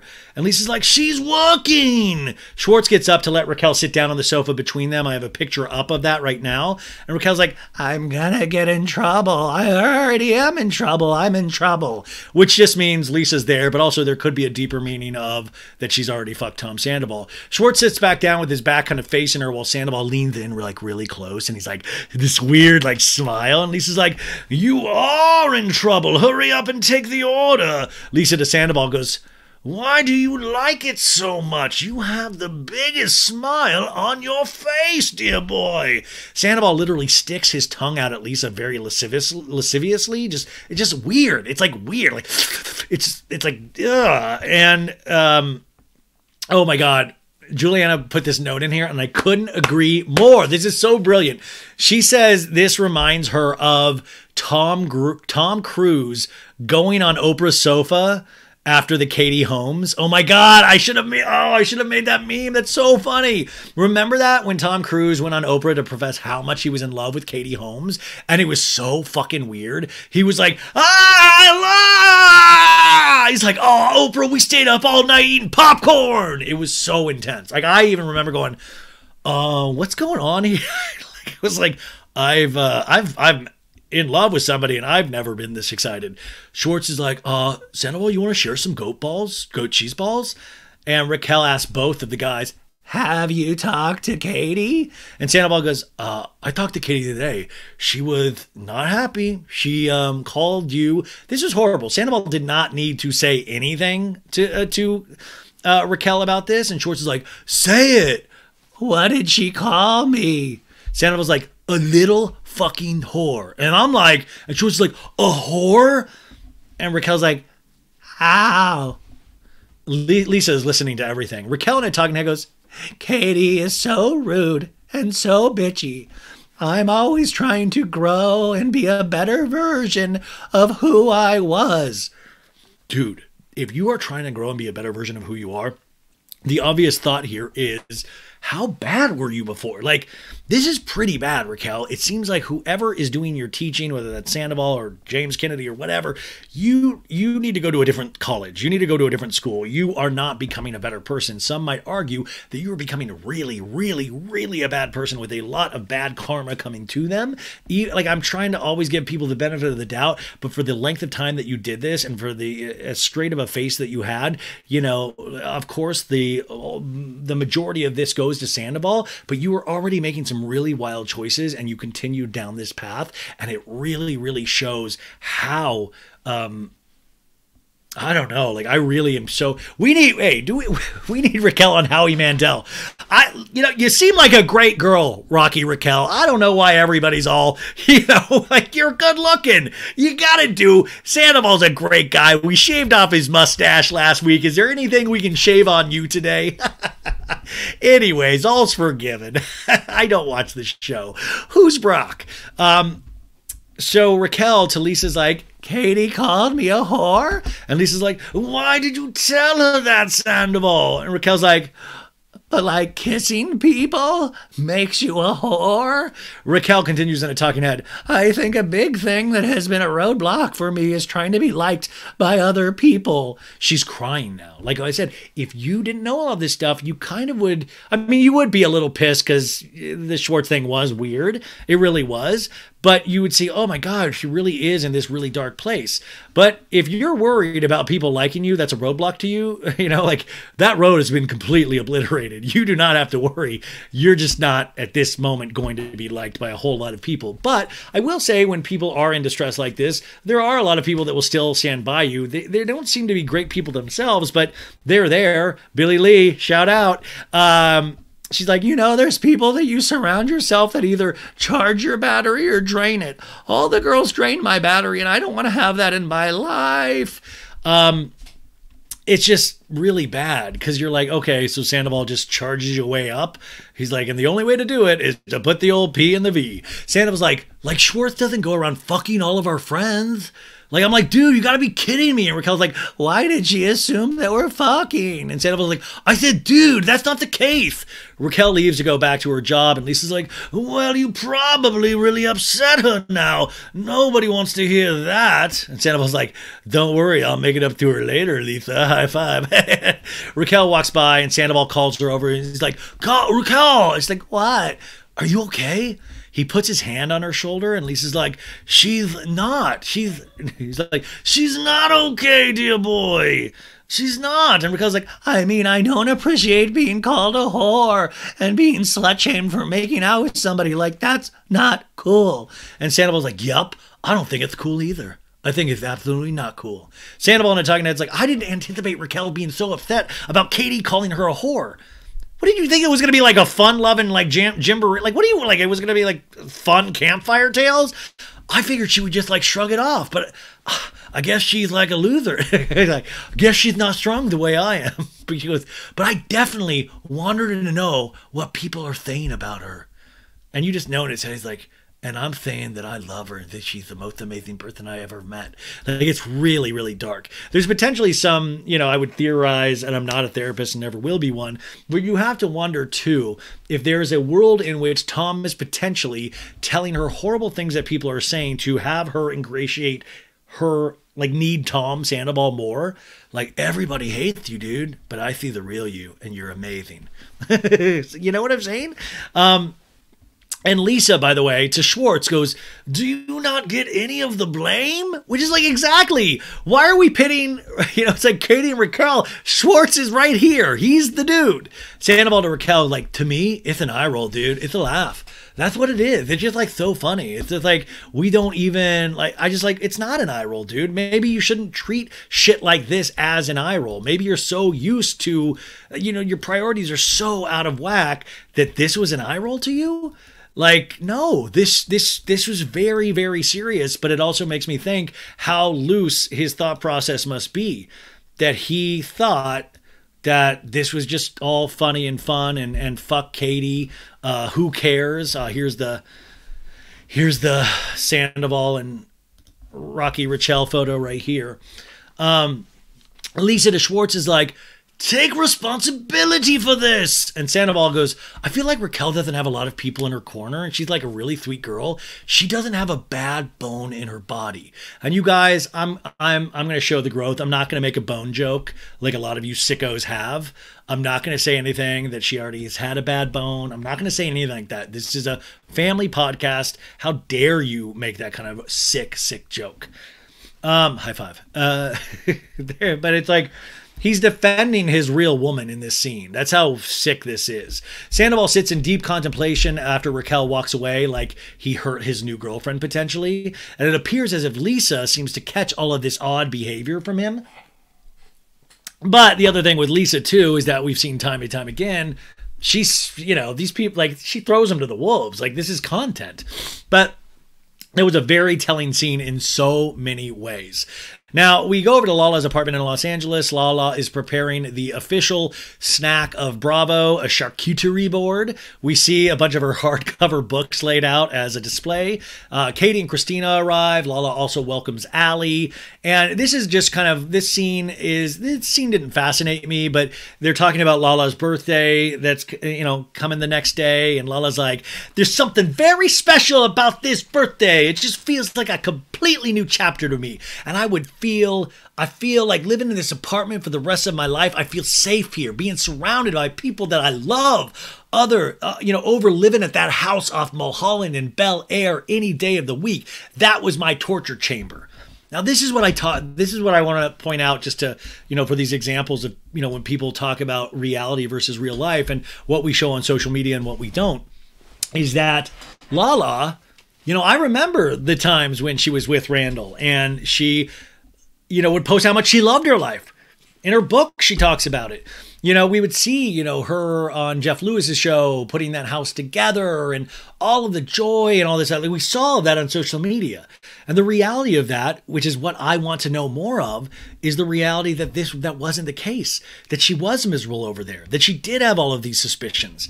And that's what I'm saying is like, never believe what anybody shows you on social media because it's what they want to show you on social media. It takes a lot of balls, and I don't think a lot of people have it in them to show their actual reality because a lot of our realities aren't that exciting. Believe it or not, Lala Kent's reality probably is not that exciting. It's probably a really good, solid life. She has an amazing daughter. She's a great mom, all of this stuff. And she wants to like verbally spar. She loves being on a reality show. But, it seems like her life is actually now calmed down enough where she can actually check back in with who she is. But that's the reality that I'm interested in with Lala. And I don't know if you guys agree with that. But that's why I think it's sometimes performative with The Dawn. It reminds me so much of Erica Jane talking about how much dick she got last season, but we never saw even a gentleman's shadowy figure in the background. Like, I'm getting dick Monday, Tuesday, Wednesday, dick, dick, dick. I love dick. But that's just, whether the same thing goes for Tom and Ariana. Who was it that it was Lala that said, well, they don't really show their reality. But I think it for everybody. Like, yeah, show everybody's reality. But we all know in our own relationships that things sometimes are not glamorous. Things are hard day to day. They're talking about going to this place, Classic Cat, for Lala's birthday. She invited everybody but Charlie, which like Charlie actually really nailed Lala good earlier in the season. So she's not invited. Raquel's not invited, and Schwartz is not invited. And Allie's like, are the boys coming? And, Katie shakes her head that her dude is coming. She has a dude. This is actually the good part of the scene. Her dude is this guy named Satchel, which is a baseball player's name, Satchel Paige. And this dude looks like kind of like he has a Kenny G hair a little bit. He's like a model actor. He is 10 years younger than Katie. And this is him right here if you're watching on YouTube. And he treats her really well. So it's I'm very jealous of this Satchel. Like, damn. Katie continues. I was like, okay, here's this young guy. He'll be fun. I really didn't anticipate to keep hanging out with him. I came for the D and I stayed for the conversation. I know this is a family show, but D means dick. And Katie's mom, if you're listening right now, I'm so sorry that I'm just reporting what the show says. Terry, I'm very sorry. Lala says, is this the one who brought you bowls from Morocco? And this Satchel guy brought her bowls from Morocco. Already better than Schwartz. Like, bowls from Morocco? That's amazing. Anyways, she's going to bring him to this event. But Katie goes, no one has met him. I was doing all my stuff in private out of respect. So I was like, you know what? But now with Schwartz doing that, I might as well. But that's what I also want to point out. And just point out even with Sandoval right now, continually posting to his social media. If you really want to like workshop who you are as a person, get offline for a while. But Katie also was smart enough and kind enough and all of this stuff to do this stuff, not in the shadows, but just not in public where she knew it was going to get talked about and posted about and all of this stuff. It's okay to do that. It actually is probably healthy to do that. Kristina says, well, it's about time. You've been very sensitive to people's feelings, but, you know, and Lala's like, by the way, Schwartzy made it known with his action there's no level of respect. So now you can move on however you want. You can fuck his friends. You can bring dudes around. It is what it is. And little Lala, which is Lala's private parts, is like, yeah, Katie, fuck it up. Woo! We glide over to Villa Rosa in Beverly Hills, and Santa was like, hi, Ken, I brought you some flowers. How you been? Ken is just kind of like hobbling. He's like, I'm better. I'm better. And I'm like, oh, what happened? And Schwartz is like, good to see you, brother. I'm sorry about the baby. And I'm like, what happened?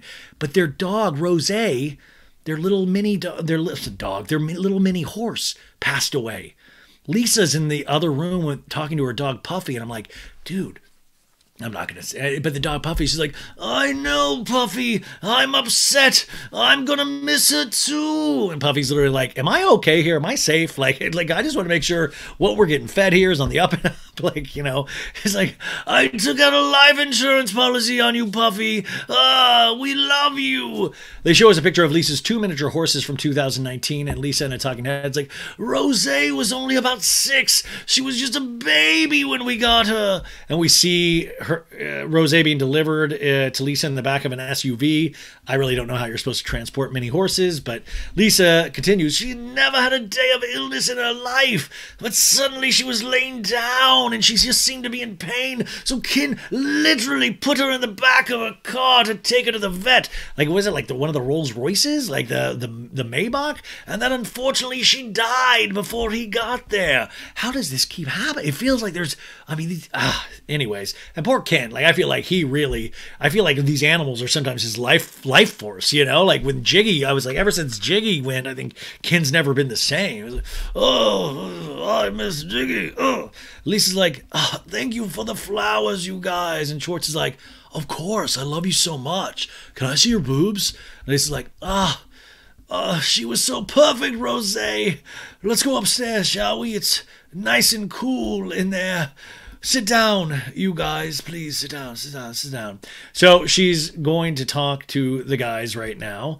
I feel like this is such a sad scene, and then we go into talking about the bar again, and I'm still caught up. I want to know more about the horsey, and I want more Ken. Like, I don't know. Like, I really do want to see more of Ken in this show, because I love when he pops up. He's just so damn gruff. I truly, truly I love him. So Schwartz literally goes, gone too soon, man.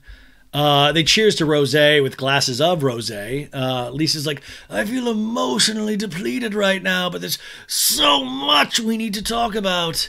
So, Mexico. And Sandoval's like, what a great reset Mexico was. Just getting away. I fucked Raquel. Amazing. Really fully recharged. And Schwartz is like, we needed that trip.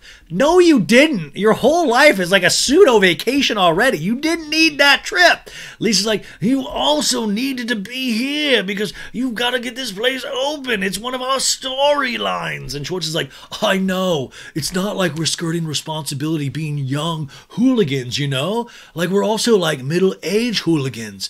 We've really grown up. Still hooligans, though. I don't know words anymore as well. You used to be great at words. That was my favorite word person. Lisa's like, I assume you're not opening this Wednesday. We're not. And that gives me anxiety. Well, Brett and Greg fired our chef, Lisa. And with that, we lost our whole kitchen staff. Why didn't we see the walkout? My God, that would have been a good scene. And Schwartz is like, our freezer might not be ready by then. We need to buy another one. It's missing one part. They're taking so long to get it, but we're on top of it. Not many places have AAA batteries, you know?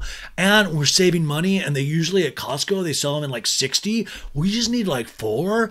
And like, Lisa, if you have a battery guy, that would be like so sweet. And by the way, I don't know why Santa's like, I'm so tired of this shit. Like, I'm tired of the nickel and diming to cutting corners. Let's just get it open. He's like full on yelling. Once again, now he's sweating as well.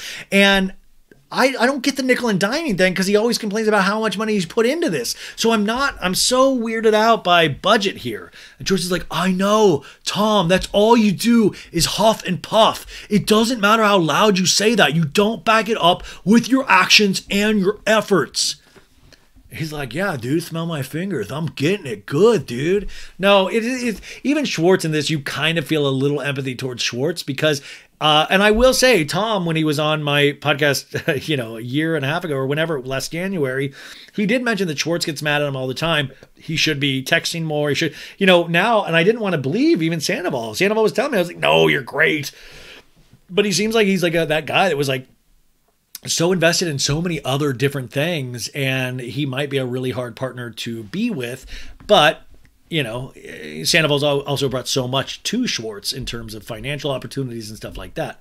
Lisa's like, that's a big accusation if you're saying he sometimes doesn't back it up and he helps him open the spot. What's your point? And Sandoval screams, sometimes? Fuck off! And Schwartz screams, and the perfect example is when we had to submit the menu. He went to band practice. In the daytime, you got your fucking nails done, and you waited until like 12:30 a.m. when I'm about to pass out.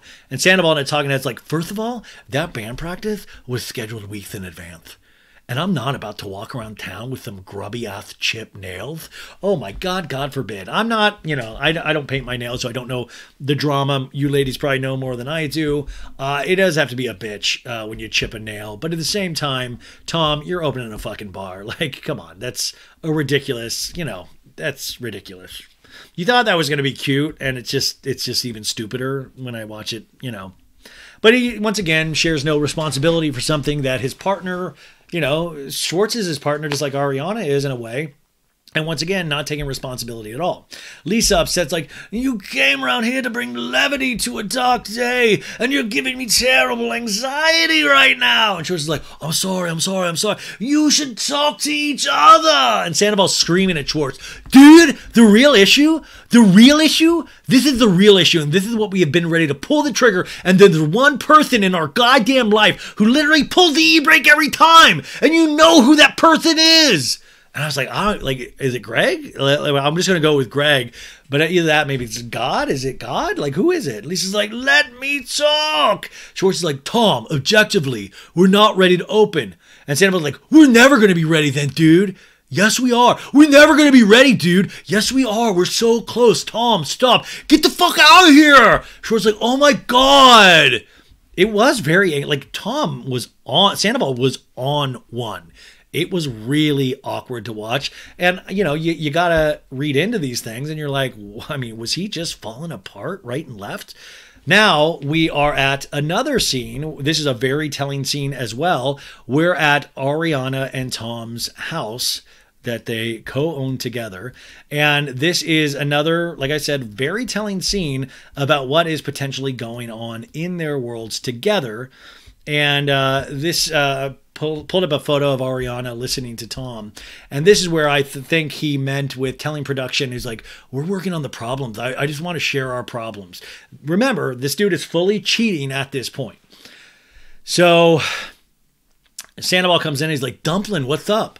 Yeah. Okay, so they're not really in a relationship, but he's still calling her Dumpling, all this stuff. Ariana's like, what are you doing? Sandoval's like, working on some bar stuff. And she's like, okay, that's good.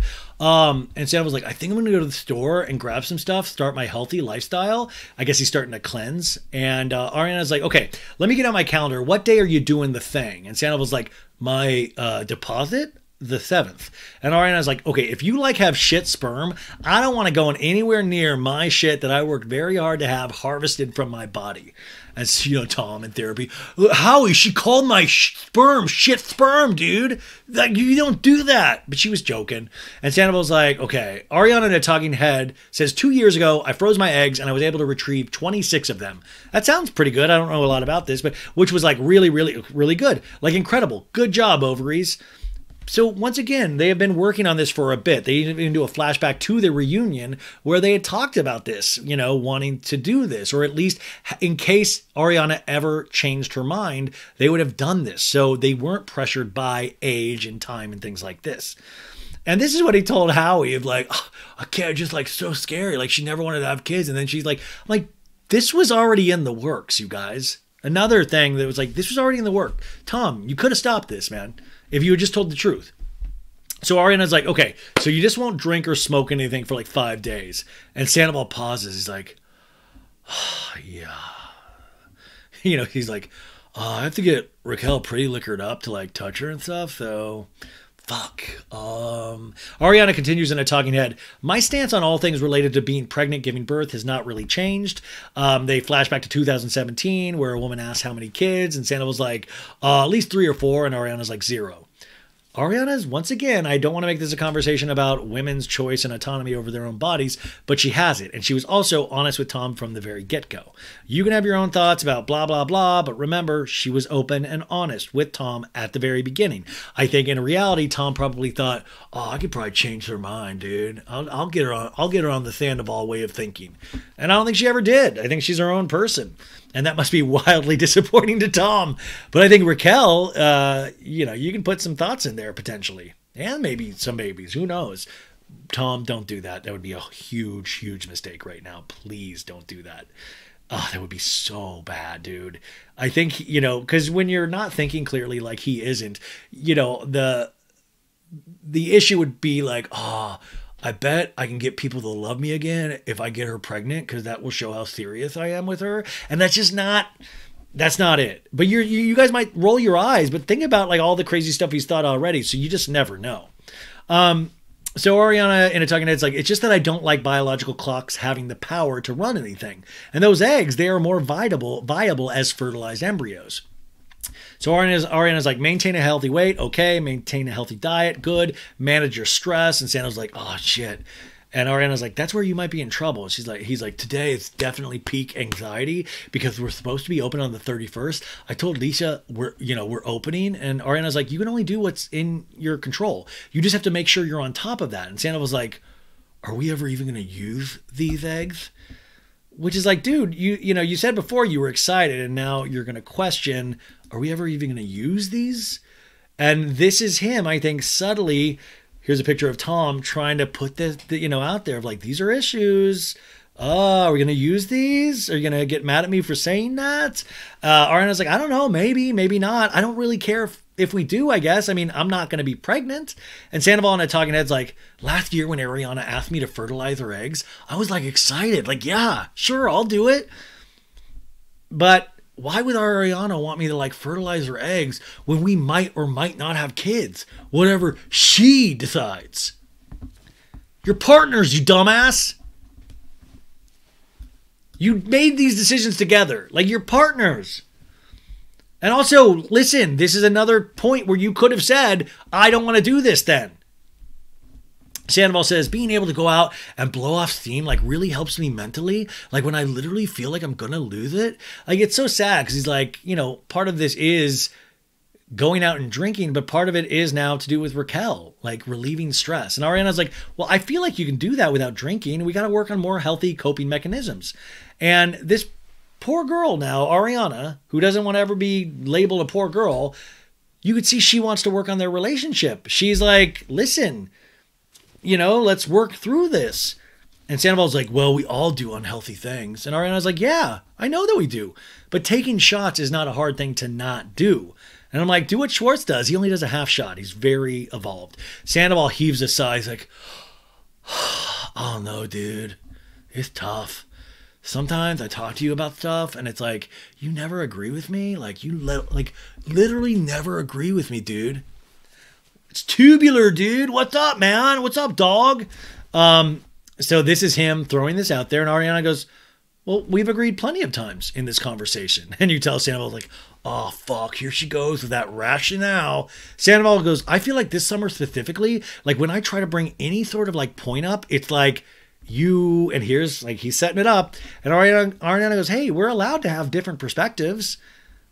It's like a guy, you just see he's struggling because she's like, he's throwing him and she's like knocking him down. And Sandoval's like, I know, but it gets frustrating. Like, I feel like for the past few months, it's like, I will explain to you a situation. I'll explain my point of view. And it feels like to me, you're very quick to take the other person's point of view when I tell you something. So like Schwartz with Katie. And he goes, I don't want anybody to ever have my back unconditionally, but it sometimes makes me feel that you question my intelligence. You think I'm like an idiot in ways, or like, and you tell this is really truly a hang up for Tom, because Ariana's always been praised for kind of having her wits about her, and Tom has not been praised for that. He's been praised for a lot of other things. But this really seems to get at him. He wants to be considered very intelligent. And Ariana's like, well, I wouldn't be with anybody that I thought was an idiot, first of all. And second of all, if I thought you were an idiot, I would be like, oh, so fucking nice to you all the time, because I would be like, oh, poor thing, you're an idiot, which actually made me laugh. And actually kind of, it's like, oh my God, this is just such a bummer. It's so dark. It's like another one of those dark moments because, he's saying that he doesn't feel heard or smart or loved or feel sexy. And she's like, no, I think you're great. I think you're amazing. If I didn't, I wouldn't treat you like this. So Sandra's like, or like annoying. Sometimes I feel like I just annoy you. And Ariana's like, Tom, you do annoy me on purpose a lot. And Sandoval's like, oh, yeah, I guess. And they laugh, which was cute. It was like, oh, this is a couple working stuff out. But now that we know he was cheating the whole time, it takes on this whole different scene. And Ariana's like, on purpose. And Sandoval's like, I'm saying like, what I'm not doing it on purpose. And Ariana's like, well, Tom, we've been together for a long time.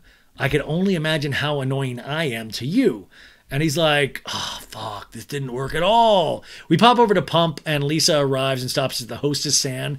I know it's super quiet tonight because of the heat. And this girl's like, I know, I don't make any money here. It's going to get better. All right, I'm going to sit over here. I wonder if she comes in every night. Yeah, it's the heat again. Lisa, we're in December. Yes, it's the heat and December heat. We see a long leg wrapped in a zebra print pant with a strappy high heel and yellow toenail polish emerge from a car outside, and it is the one and only Garcelle Bouvet, followed by her cheating, home-wrecking son, Oliver. Not home-wrecking, Oliver. And Garcelle's like, you good? And Oliver's like, yeah. And Garcelle's like, this should be fun. Her blazer matches her pants, and Oliver's like, yeah, it's going to be cool. Because he's like, TV, I love it. They enter and go to Lisa's table, and they are talking, and Lisa's like, do you know, when anybody ever says to me, can you give my son a job? It's always, oh no, please don't ask me. But in this case, I lucked out because he fucks everybody. Garcelle's like, oh, and Oliver's like, thank you, Lisa, thank you. I did. I lucked out. And Garcelle's like, I love that.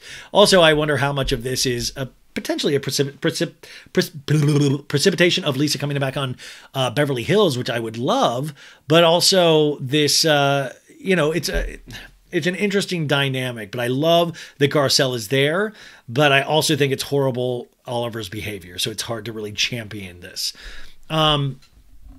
So they order drinks, and Garcelle kisses ass and says that Lisa's rosé is the best rosé, and they take a shot at Rinna because Rinna has a rosé now. Lisa's like, "Are you saying everybody's rosé? It's better than everybody's?" She's absolutely right. My rosé is much better than anybody's rosé that your friends might try to create. We cut to Rinna's 2021 rose tasting. I'm like, ladies, we're gonna move down the table and do the wine tasting.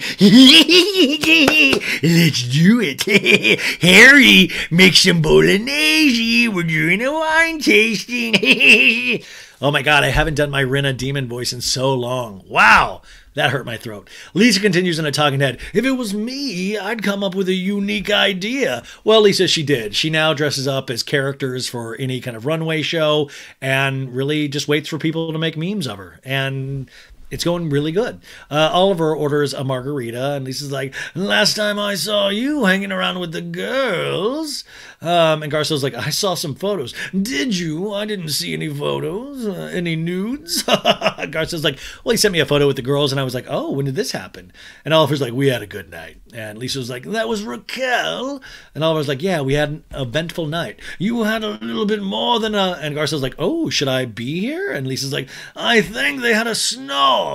And Garcelle's like, what's a snog? Oliver laughs like, I've never heard of a snog. Yeah, you have. Garcelle goes, that sounds dirty. And Lisa goes, it sounds worse than it is. It's a kiss. It's a little makeout. And Oliver's like, it was a fun night, you know? It wasn't anything serious, but we had a great time. And Lisa's like, the girls were fighting over you. You know that. Suddenly, there's this ray of sunshine that comes in, and they're like, take me, take me. Even little Lala was like, take me, take me. So Oliver was like, well, something was just with Raquel. She's super sweet. I had a great time. And Lisa's like, she's here. She's going to see you're here. And Oliver's like, yeah, we have a little rendezvous. Oh, you do, dear boy. Garcelle looks like she's not liking what she's hearing. Oliver's like, I'm looking forward to it. It's going to be a great time. We had a great time when I first met her. So you like her? I do. And so you split up with your wife, and Oliver's like, yeah, we've been separated for months now. And Lisa's like, really? We are working on co-parenting in a healthy way. I still have the most love for her. I'm going on Howie Mandel's podcast next week to talk about it. She's a great mom. Her kids are fantastic, and so we will always be a family. And this is the thing, like I think Oliver was on somebody else's podcast a month or so ago, and I just don't, like, when somebody's going to lie this brazenly and openly, I don't really have like a full wanting to have them on a podcast, because you're never really going to get the truth. It's going to be shit like this of like, all positive, we're very healthy, we're co-parenting up the ass, we're just great, everybody's great. It's not the truth. Garcelle says, well, if I can say something, my ex-husband, because he's like, she's a great mother, her kids are fantastic, we'll always be a family. And Garcelle goes, my ex-husband, Mike, which is Mike Nylon, also modeled what a stepdad does. But he also, I want to, add, he also modeled what a cheater does, because like I've mentioned many times is that Mike Nylon cheated on Garcelle very bad, and that's what ended their relationship. Garcelle called it out. So I hope Garcelle has really sat down with Oliver and said, listen, I know you're my son, and also the tendency is for moms to believe their sons over anybody else, but I hope Garcelle is somebody that was cheated on in such a humiliating fashion can really pull her son apart and go, don't go down this road, because it seems like you're potentially having way too much fun. And also, especially for this person who is now triumphed in his sobriety, you don't want to go down that road and affect that as well. I think there is something when you fly too close to the sun and you get a lot of attention all of a sudden, and you're told you're beautiful and good looking, which, guys need to hear we're beautiful. We need to feel sexy. But, the world is suddenly your oyster, and all of a sudden everything that you've built with somebody else doesn't look quite as nice because there's so many other different flavors that Baskin-Robbins offers. And I think that potentially is what he's dealing with. And it's not, I don't know, just if you look at the history of cheating and stuff like that, it usually never works out for you. Garcelle goes, I loved your dad when I was married to him. I loved Mike when I was married to him, but I want to feel like when I meet the next guy, the minute I meet him, I want to go, that's my guy. And she goes, how did you meet Kenley? So did you feel it? And she's like, I felt something. Always a double entendre. They all laugh, and Lisa's laughing. He's like, I think I was bending over the bathtub and I felt something, and I was like, this could be the one. I love that she's like, he stuck his dick in me. Oh, I'm going to knock your spot clean out on Ken. Oliver goes, yeah, Garcelle's laughing. You are outrageous, Lisa. I love it. We go over to Allie and James's apartment. James is like, this jacket is probably too much, Do I look like a fat fuck in it, DJ James Kennedy is part of what makes this.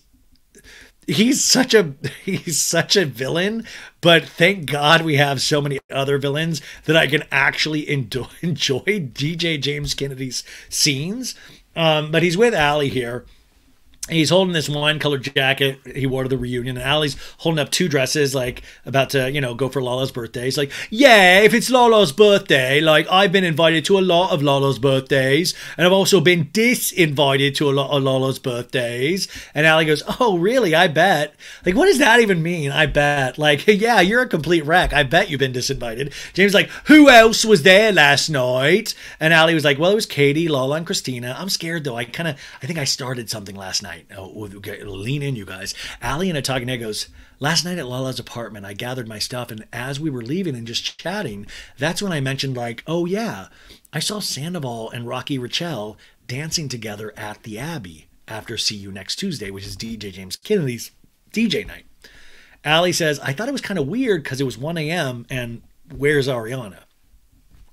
That's why it's so important to have an outsider like Allie in here with the perspective, because if you saw Scheana on Watch What Happens Live, she was like, yeah, I didn't think it was weird that at 1 a.m. Like, I would do that dance with Sandoval as well. Like, these people's brains just don't think the right way anymore, where they think this kind of shit is completely normal, and it's not. But you need Allie coming in there going, duh, this definitely was not normal at all. So Allie continues in a talking head. I personally wouldn't be comfortable with it. I guess, to have my boyfriend out at 1 a.m. with girls, that's, but everyone's different. Yeah. By the way, DJ James Kennedy, you got to watch it. He does a lot of touring. I hope you're going with him.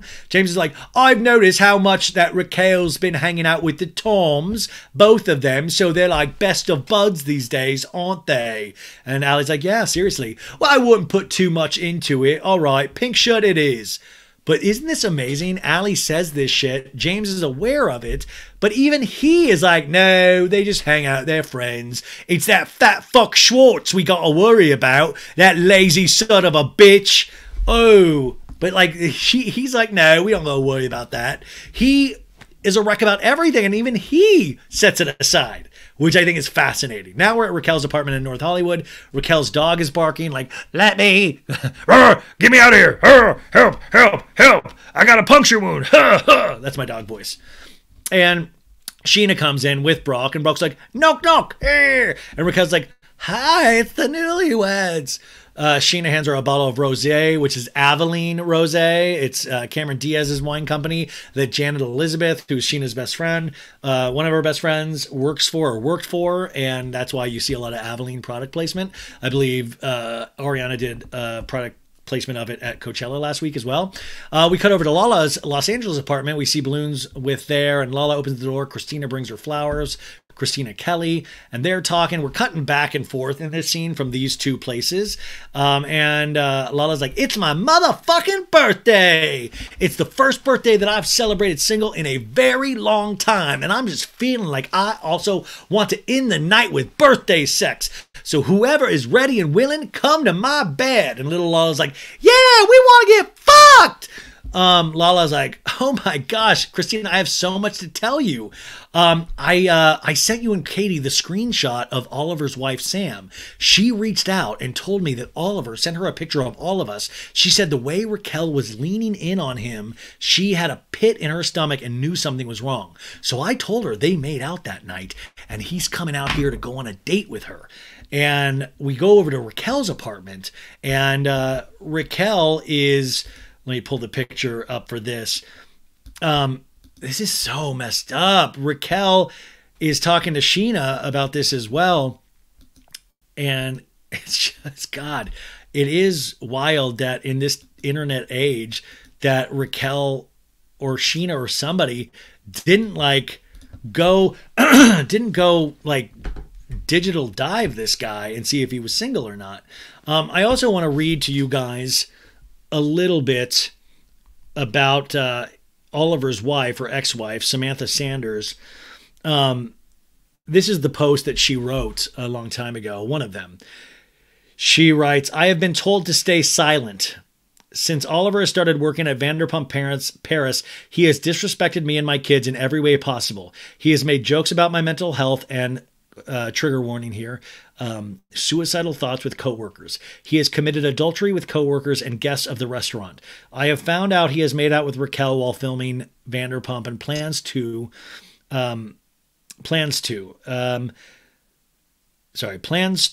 continue to date Raquel while filming.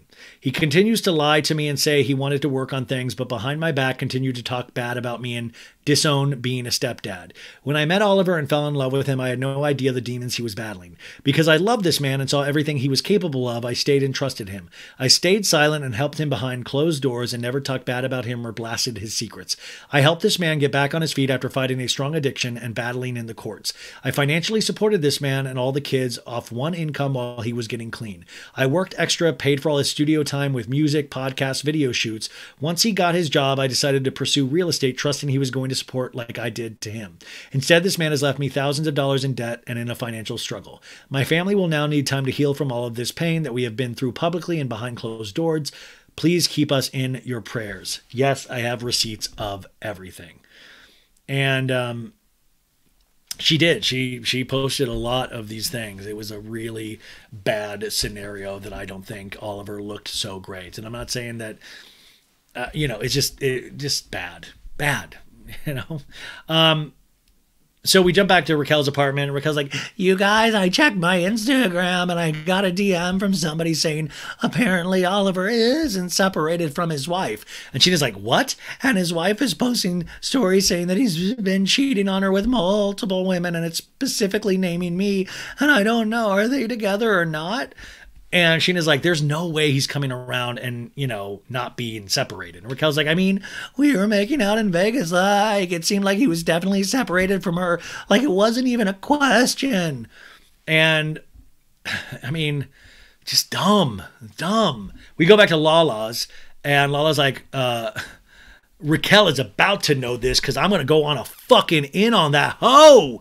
And Kristina's like, oh my God. We're back to Raquel's. And Brock's like, you're going to go on a date with him tonight? And Raquel's like, I was supposed to. He texted me last night saying, see you tomorrow, beautiful. Which, by the way, now she's like juggling, man. She's got Sandoval. She's got this. Scheana's like, well, you should definitely still go and talk to him in person. Why should she still go? I mean, obviously for the show. Brock's like, or like talk to his ex. And Raquel's like, okay. And Brock's like, say, look, I'd like to know from your perspective. And Scheana's like, you know, she's going to respond right away. Yeah, because I feel like, say, hey, I'm seeing all of this stuff. First of all, he told me he was separated. And Brock's like, I'll top us off because they're drinking wine. And Raquel's like, okay, I'm calling. Guys, I'm terrified. You know, whether it be a conversation, you weren't terrified to tell Katie that you were into, you know, anyways. Raquel dials, the phone's ringing on speaker, and Brock's like, honey, I don't want to be here right now. A woman says hello, and she's like, hi, Sam, it's Raquel. I'm so sorry to hear everything, and I watched your stories, and I read your Instagram post, and I had no idea that he was still committed to you. Raquel in a talking head goes, Oliver made it seem like he's at least, you know, the very least going through a divorce. Raquel to Samantha goes like, it's really fucked up for him, obviously, to do this to you, but to put me in that position too, I'm pissed. Leave yourself out of it, Raquel, when you're talking to the actual wife. Raquel and I talking head, but the way that Samantha is talking to me on the phone right now, she is saying that Oliver had made promises to her that he's going to work on their marriage and that they're still living in the same apartment together. Scheana's listening with wide eyes. You can tell she's like, ooh, and she drains her wine glass. Raquel's like, it just seems so manipulative and selfish. I hate being in this position. I had no clue. We cut back to Lala, and Lala's like, keep in mind, he left that pussy place in Vegas and went home and slept with his wife. So he made out with, Kristina's like, he made out with Raquel and went home and slept with his wife? Yes, Lala says. Lala and a talking head goes, I know this feeling so well. I saw a picture of my ex literally walking across the street with two chicks. There was nothing about the photo that was telling, yet my gut was telling me everything I needed to know. That, of course, was the thing that, like, I guess the straw that broke the camel's back. It was the Nashville photo. But I do remember, like, who was the girl... God, what was her? Remember that account? Girl Gangs, and she was pregnant. It was like all that. But she came on my podcast a couple times, and I think she was one of the first people to show Lala this. But I will say, like, Lala's like, in my gut, nothing was unassuming about the photo, but in my gut, I'm like, wait a sec, we all saw that photo and we knew what it was. Like, that's what I'm saying. Like, Lala, and I think the women that are involved in these men, they're so trusting that they just don't even see what we all see. But it's like in your gut, like, dude, we all knew in our gut what that was immediately. Kristina goes, when is she going on a date with him? And Lala's like, tonight. And meanwhile, back at Raquel, she's on the phone. She's like, I'm so sorry. I'm going to confront him about it tonight. Maybe don't go. Raquel and I talking, and goes, I was excited to go on this date with Oliver. But now I feel furious with him for putting me in this situation. Oh, Raquel, you're mad now. Wait till you find out the situation that Sandoval's put you in. Have you met Ariana before? Scheana goes, well, now you're going to get dragged on social media and you're going to be the other woman. And that's not fucking fair to you. And I'm like, you really are going to be labeled the other woman. Scheana and I talking to her goes, once you're labeled the mistress, it never goes away. I've literally been called this for the past 17 years. Scheana to Raquel is like, it doesn't matter if you didn't know, you're still that girl. And none of this lands on Raquel, obviously, because she continues to be in a relationship with Tom. Now we're back to Lala's, and Kristina's like, oh my God, she was going and calling you a mistress and all that stuff, and now she just made out with this guy and going on a date with him, and he's married. And Lala goes, yeah, you know what they called that, Kristina? It's called a mistress. And then little Lala's like, yeah, it's a mistress, bitch.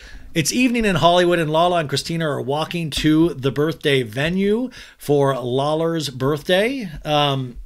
And this is The final big scene. God, we've been doing this for a while. Here's a picture of Oliver. Actually, we're going to see that scene. There's another couple more scenes. I really put my ass into this one. I put my pussy into this one, you guys. Wow. I'm trying to find the picture of this birthday. One sec, you guys. Pulling it up. The Lala's birthday party. It's fun. Oh, this is I'm pulling up Katie and Satchel Page, her dude. If you're watching this on YouTube, you're seeing this. So they're going into this classic cat place on the Sunset Strip. Looks like a cute place. There, Lala is getting pictures taken by Kristina. She's like, make sure my boobs are up. And little Lala's like, yeah, make sure the vagina's up too. We see Katie and Satchel arrive, and Satchel's like, you've been here 4 times, you said? And Katie's like, yep. Well, I'm excited. I don't know what to expect. And I'm like, get ready, dude. You're about to enter hell. I'm like, I don't know what to expect. Dude, let me show you a couple key episodes just to clue you in. In fact, I feel like I should train people to get on Vanderpump Rules and be like, okay, bring it in. You're going to deal with a lot of stuff. Okay. Now that over there, that's Sandoval. He's going to be real nice. You're going to really love him. He might try to feel your girlfriend's ass. Okay. It's just how it goes. Over there is Schwartz. He is probably not going to get up from a couch. So we see Satchel. He seems all full of, he seems a nice guy. Lala's like, hey, I'm Lala. And Katie and I talking, and I goes, it's nice hanging out with Satchel. He's very sweet, and he shows me affection, and it's just a nice change.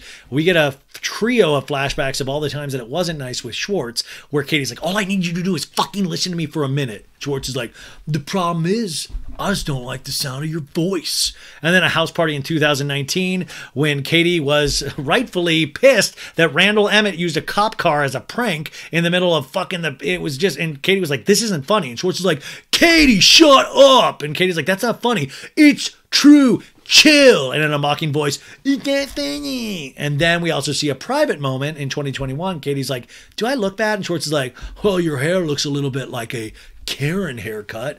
What a way to get the sex going. By the way, Joe probably did her haircut. I'm going to give you a Karen. You're not going to even know it. Katie continues in a talking head. Let's just say I won't be complaining to anyone how his dick doesn't work. Man, I know, but he probably obviously did have some dick issues. And I hate to say, like sensitive. And also with the alcohol, there's so many things that go into it. But like to bring it up a couple times, there's like smoke, there's fire. And also as you get older, things just start petering out. You might not get an oil change. Anyways, Ariana and Sandoval are walking arm in arm. Allie and James arrive. James is carrying flowers. Brock and Scheana arrive. And Brock's like, honey, are they going to have some food in there? And Sheena's like, yeah, they have food. Everybody's greeting each other. James puts his hand out to see. He's like, who's this? What's up, man? How are you? James. And Satchel's like, I'm Satchel. Nice to meet you. What's your name, brother? I'm Brock. And he's like, Satchel. And she's like, hi, I'm Scheana. And Scheana is like, it's weird seeing Katie with this actor. Shaggy dog. It's a model actor. Shaggy dog looking motherfucker. I mean, he looks like he just got groomed at Vanderpump Dogs. Scheana, listen, have you seen Brock's hair? I mean, he cut it recently, but Anyways, some girl goes to Katie and Satchel. I mean, as a couple, you two have the best eyebrows combined I have ever seen, honestly. Logan Cochran, who is now a manager over at Tom and Ariana's best friend, is like, what is that? She's like, my brush. She's like, it's cute. They're playing with some hair thing. And Logan's like, is Schwartz coming? And Ariana's like, he's not invited. He's having a bath. We cut to Schwartz in his bathtub, and it's like, Rubber Ducky, you're the one. You make bath time lots of fun. Joe, could you give me a cider, please? And some Malort. Rubber Ducky, where were we? Rubber Ducky. He has his phone in there. He's like, oh, there should be a cup holder in here. How did this dude not drop his phone in the bath? I just was like, he's going to drop his phone in the bath. Back to the party. And Lala to Katie's like, what did you do today? And Katie's like, washed my bed sheets. And I'm like, oh, God, Katie. Little Lala's like, yeah, fuck yeah, wash those wet sheets. Sorry. Anyways, they start talking about Garcelle Bouvet's son, Oliver. There's a reality blurb headline, accused of cheating with Raquel Leviss from Vanderpump Rules. His wife responds, and Lala goes, he reminds me of Randall. It's taken me back. And Katie goes, Oliver's in town? And Lala's like, I think he's on a date with Raquel. And Katie's like, shut the fuck up. Meanwhile, we're at this restaurant, Ella, in Beverly Hills, and Oliver shows up. You know, Oliver, with a lot of the people, like the servers, he'll always be like, yo, I'm here, Oliver, party of two. She'll be like, right this way. And he'll be like, he goes, appreciate you. Like, he's one of those guys who goes, appreciate you. I appreciate you. He doesn't even go, I appreciate you. Appreciate you. Yeah. Much appreciation. Yeah. Raquel arrives, they hug. She's like, it's good to see you, girl. He's like, you too. It's been a lot, huh? Yeah. How's everything? Good. So I'm sure there's been a lot of stuff going on in my life, especially today. My son's mom just sort of put me on blast for some things like I've been doing. And it's been a rough day. Like, I don't know if you heard anything or you seen anything. Just, I just feel like I owe it a little bit to you to just hear your side of the story.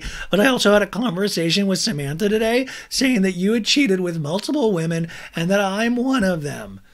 This seems completely coached by Scheana. I mean, it really does. And now I think Scheana might be doing her talking heads as well, because it's a very clear thought. And Oliver's like, right, okay. And like, what's shocking to me is because the way you made it seem like you guys were separated completely. No, we are. We have been. Like, I had my own place for 8 months. She didn't know about it, but I had one.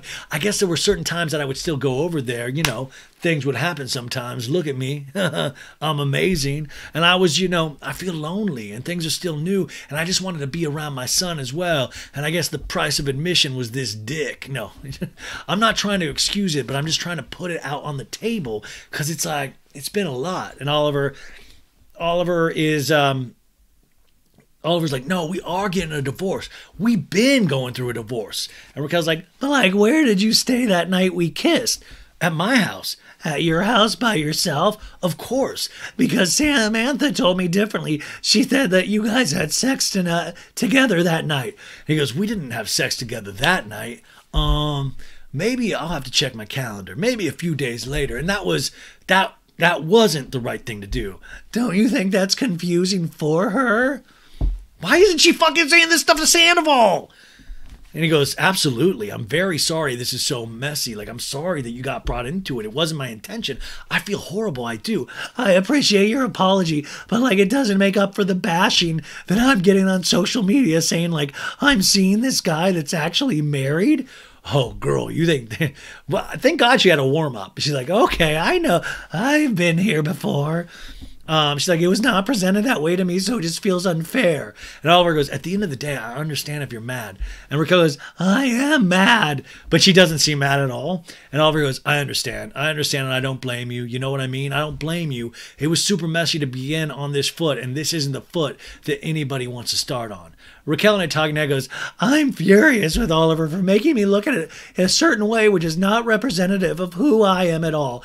He's very openly a cheater, and he hasn't done anything to hide it or keep his wife from finding out, which makes me think he wants her to feel bad.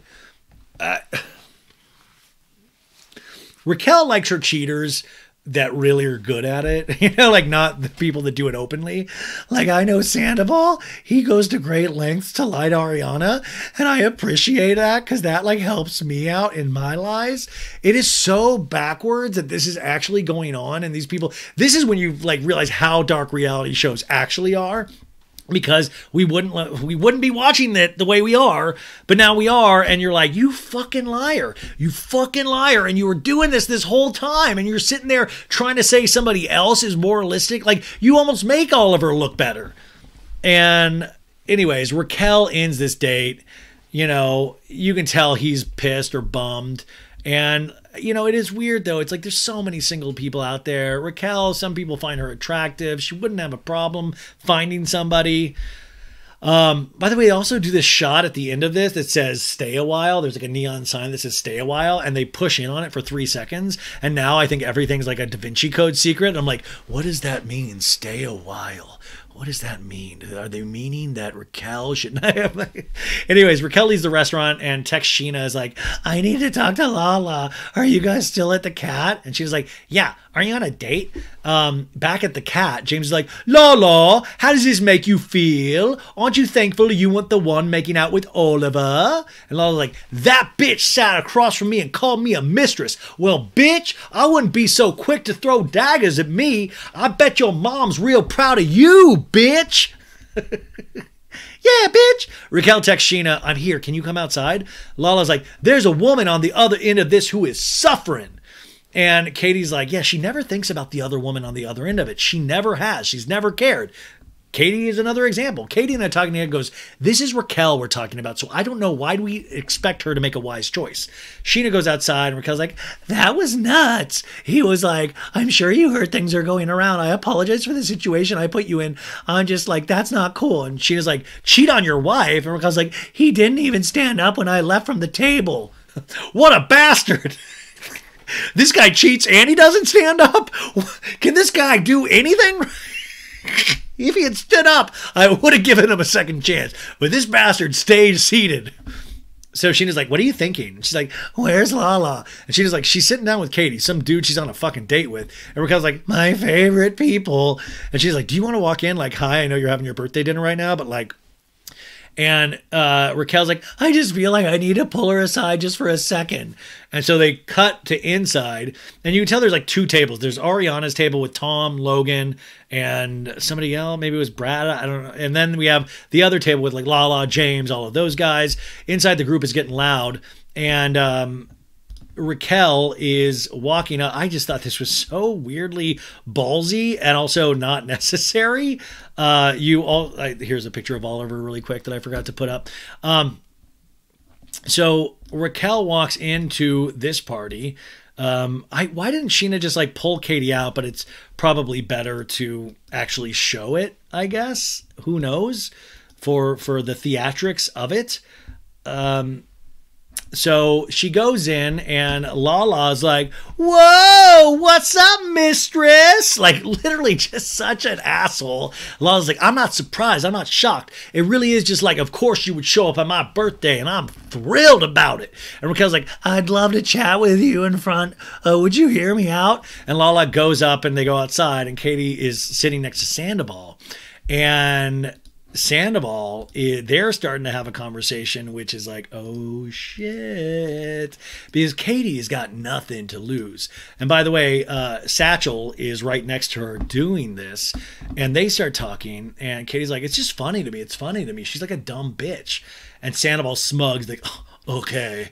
And Katie's like, and she would have not shown up here tonight and she should not have shown up here tonight on Lala's birthday. And Sandoval's like, seems like you get a lot of joy out of that.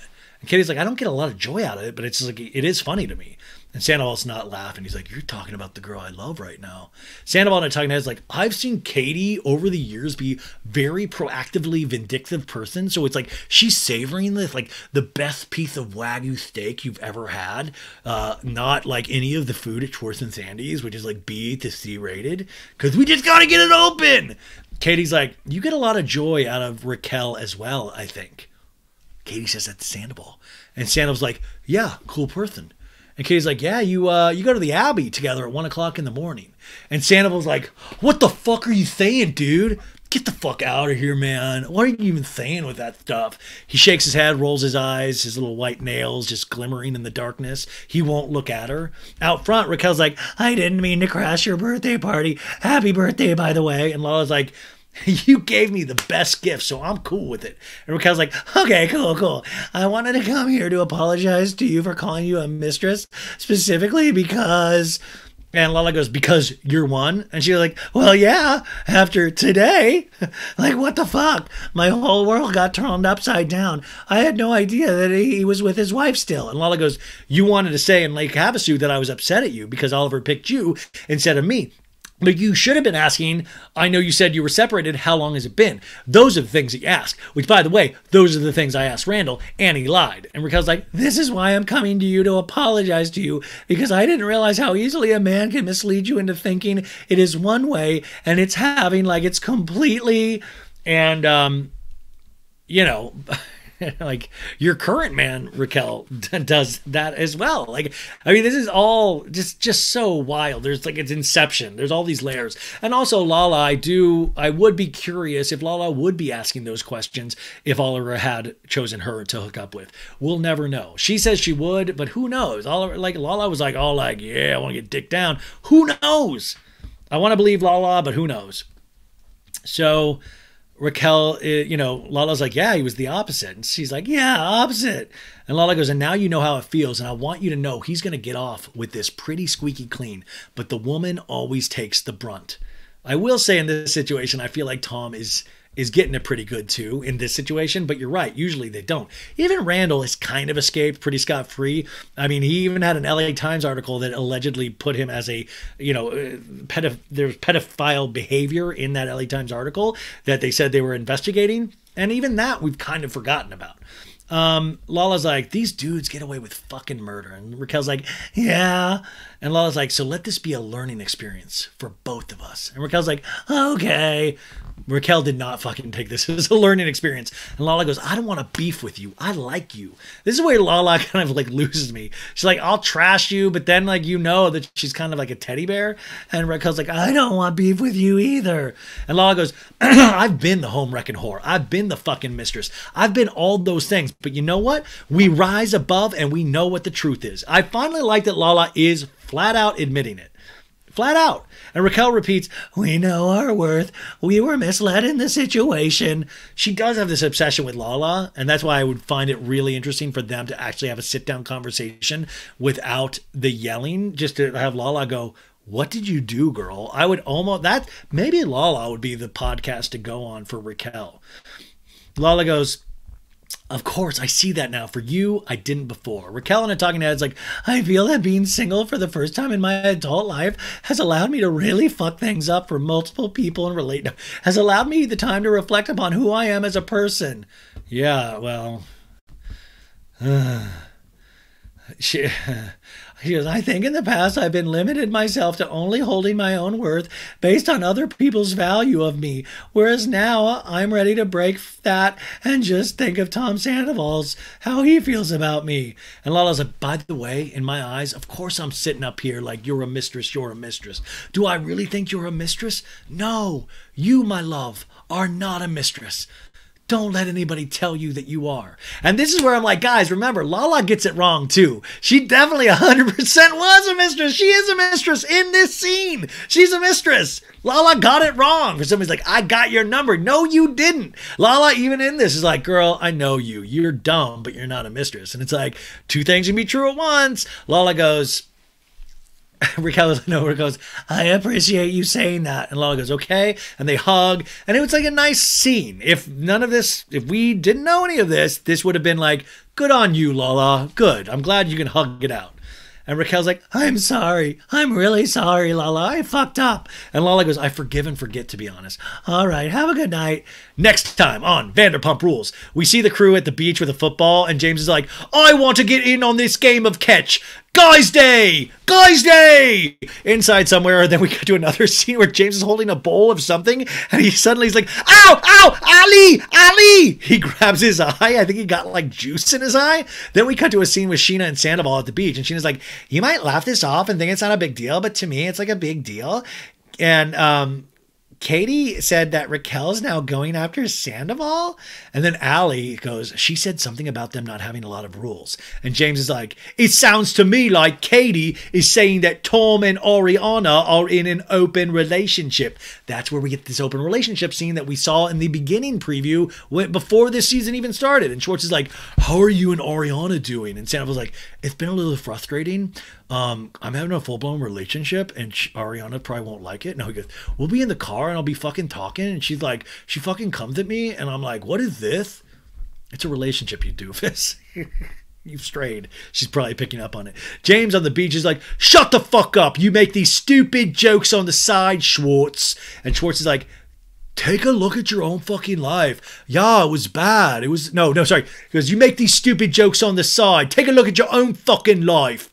And Schwartz is like, yeah, it was a bad joke. And James is like, ha ha, it's fucking hilarious. Go make another fucking joke. And he throws a drink right on Schwartz. And Sheena's like, dude, James. James is like, fuck you, fuck you. And next week, you guys, on Wednesday night, we have DJ James Kennedy on Watch What Happens Live with Tinks. Both people that hate fat people. Tinks is the social media influencer that got busted because a lot of her old tweets resurfaced from years ago where she was like, fat people at Coachella, gross. But she's a millionaire now, so live and learn, right? So that'll be a fun one. And you guys, what? Only 2.5 hours. We had a lot to talk about. And remember, there's going to be a part 2 where I'll do some questions, talk about some of the Miraval stuff, and it'll be a much shorter episode than 2.5. But I hope you enjoyed this. If you're watching on YouTube, thank you. If you're not, go subscribe to the YouTube channel. We're doing a lot of fun stuff over there. And that's it. You made it to the weekend. Have the best fucking weekend ever. Call somebody and tell them you love them. Talk to your family, talk to your friends, take some time for yourself, drink something good, eat something great, go exercise or just lay around like a bump on a log like Paige DeSorbo. Read a book or don't do anything, and I'll see you bright and early on Monday unless you're a Patreon member, and then I'll talk to you over the weekend. And that's it. Love you guys.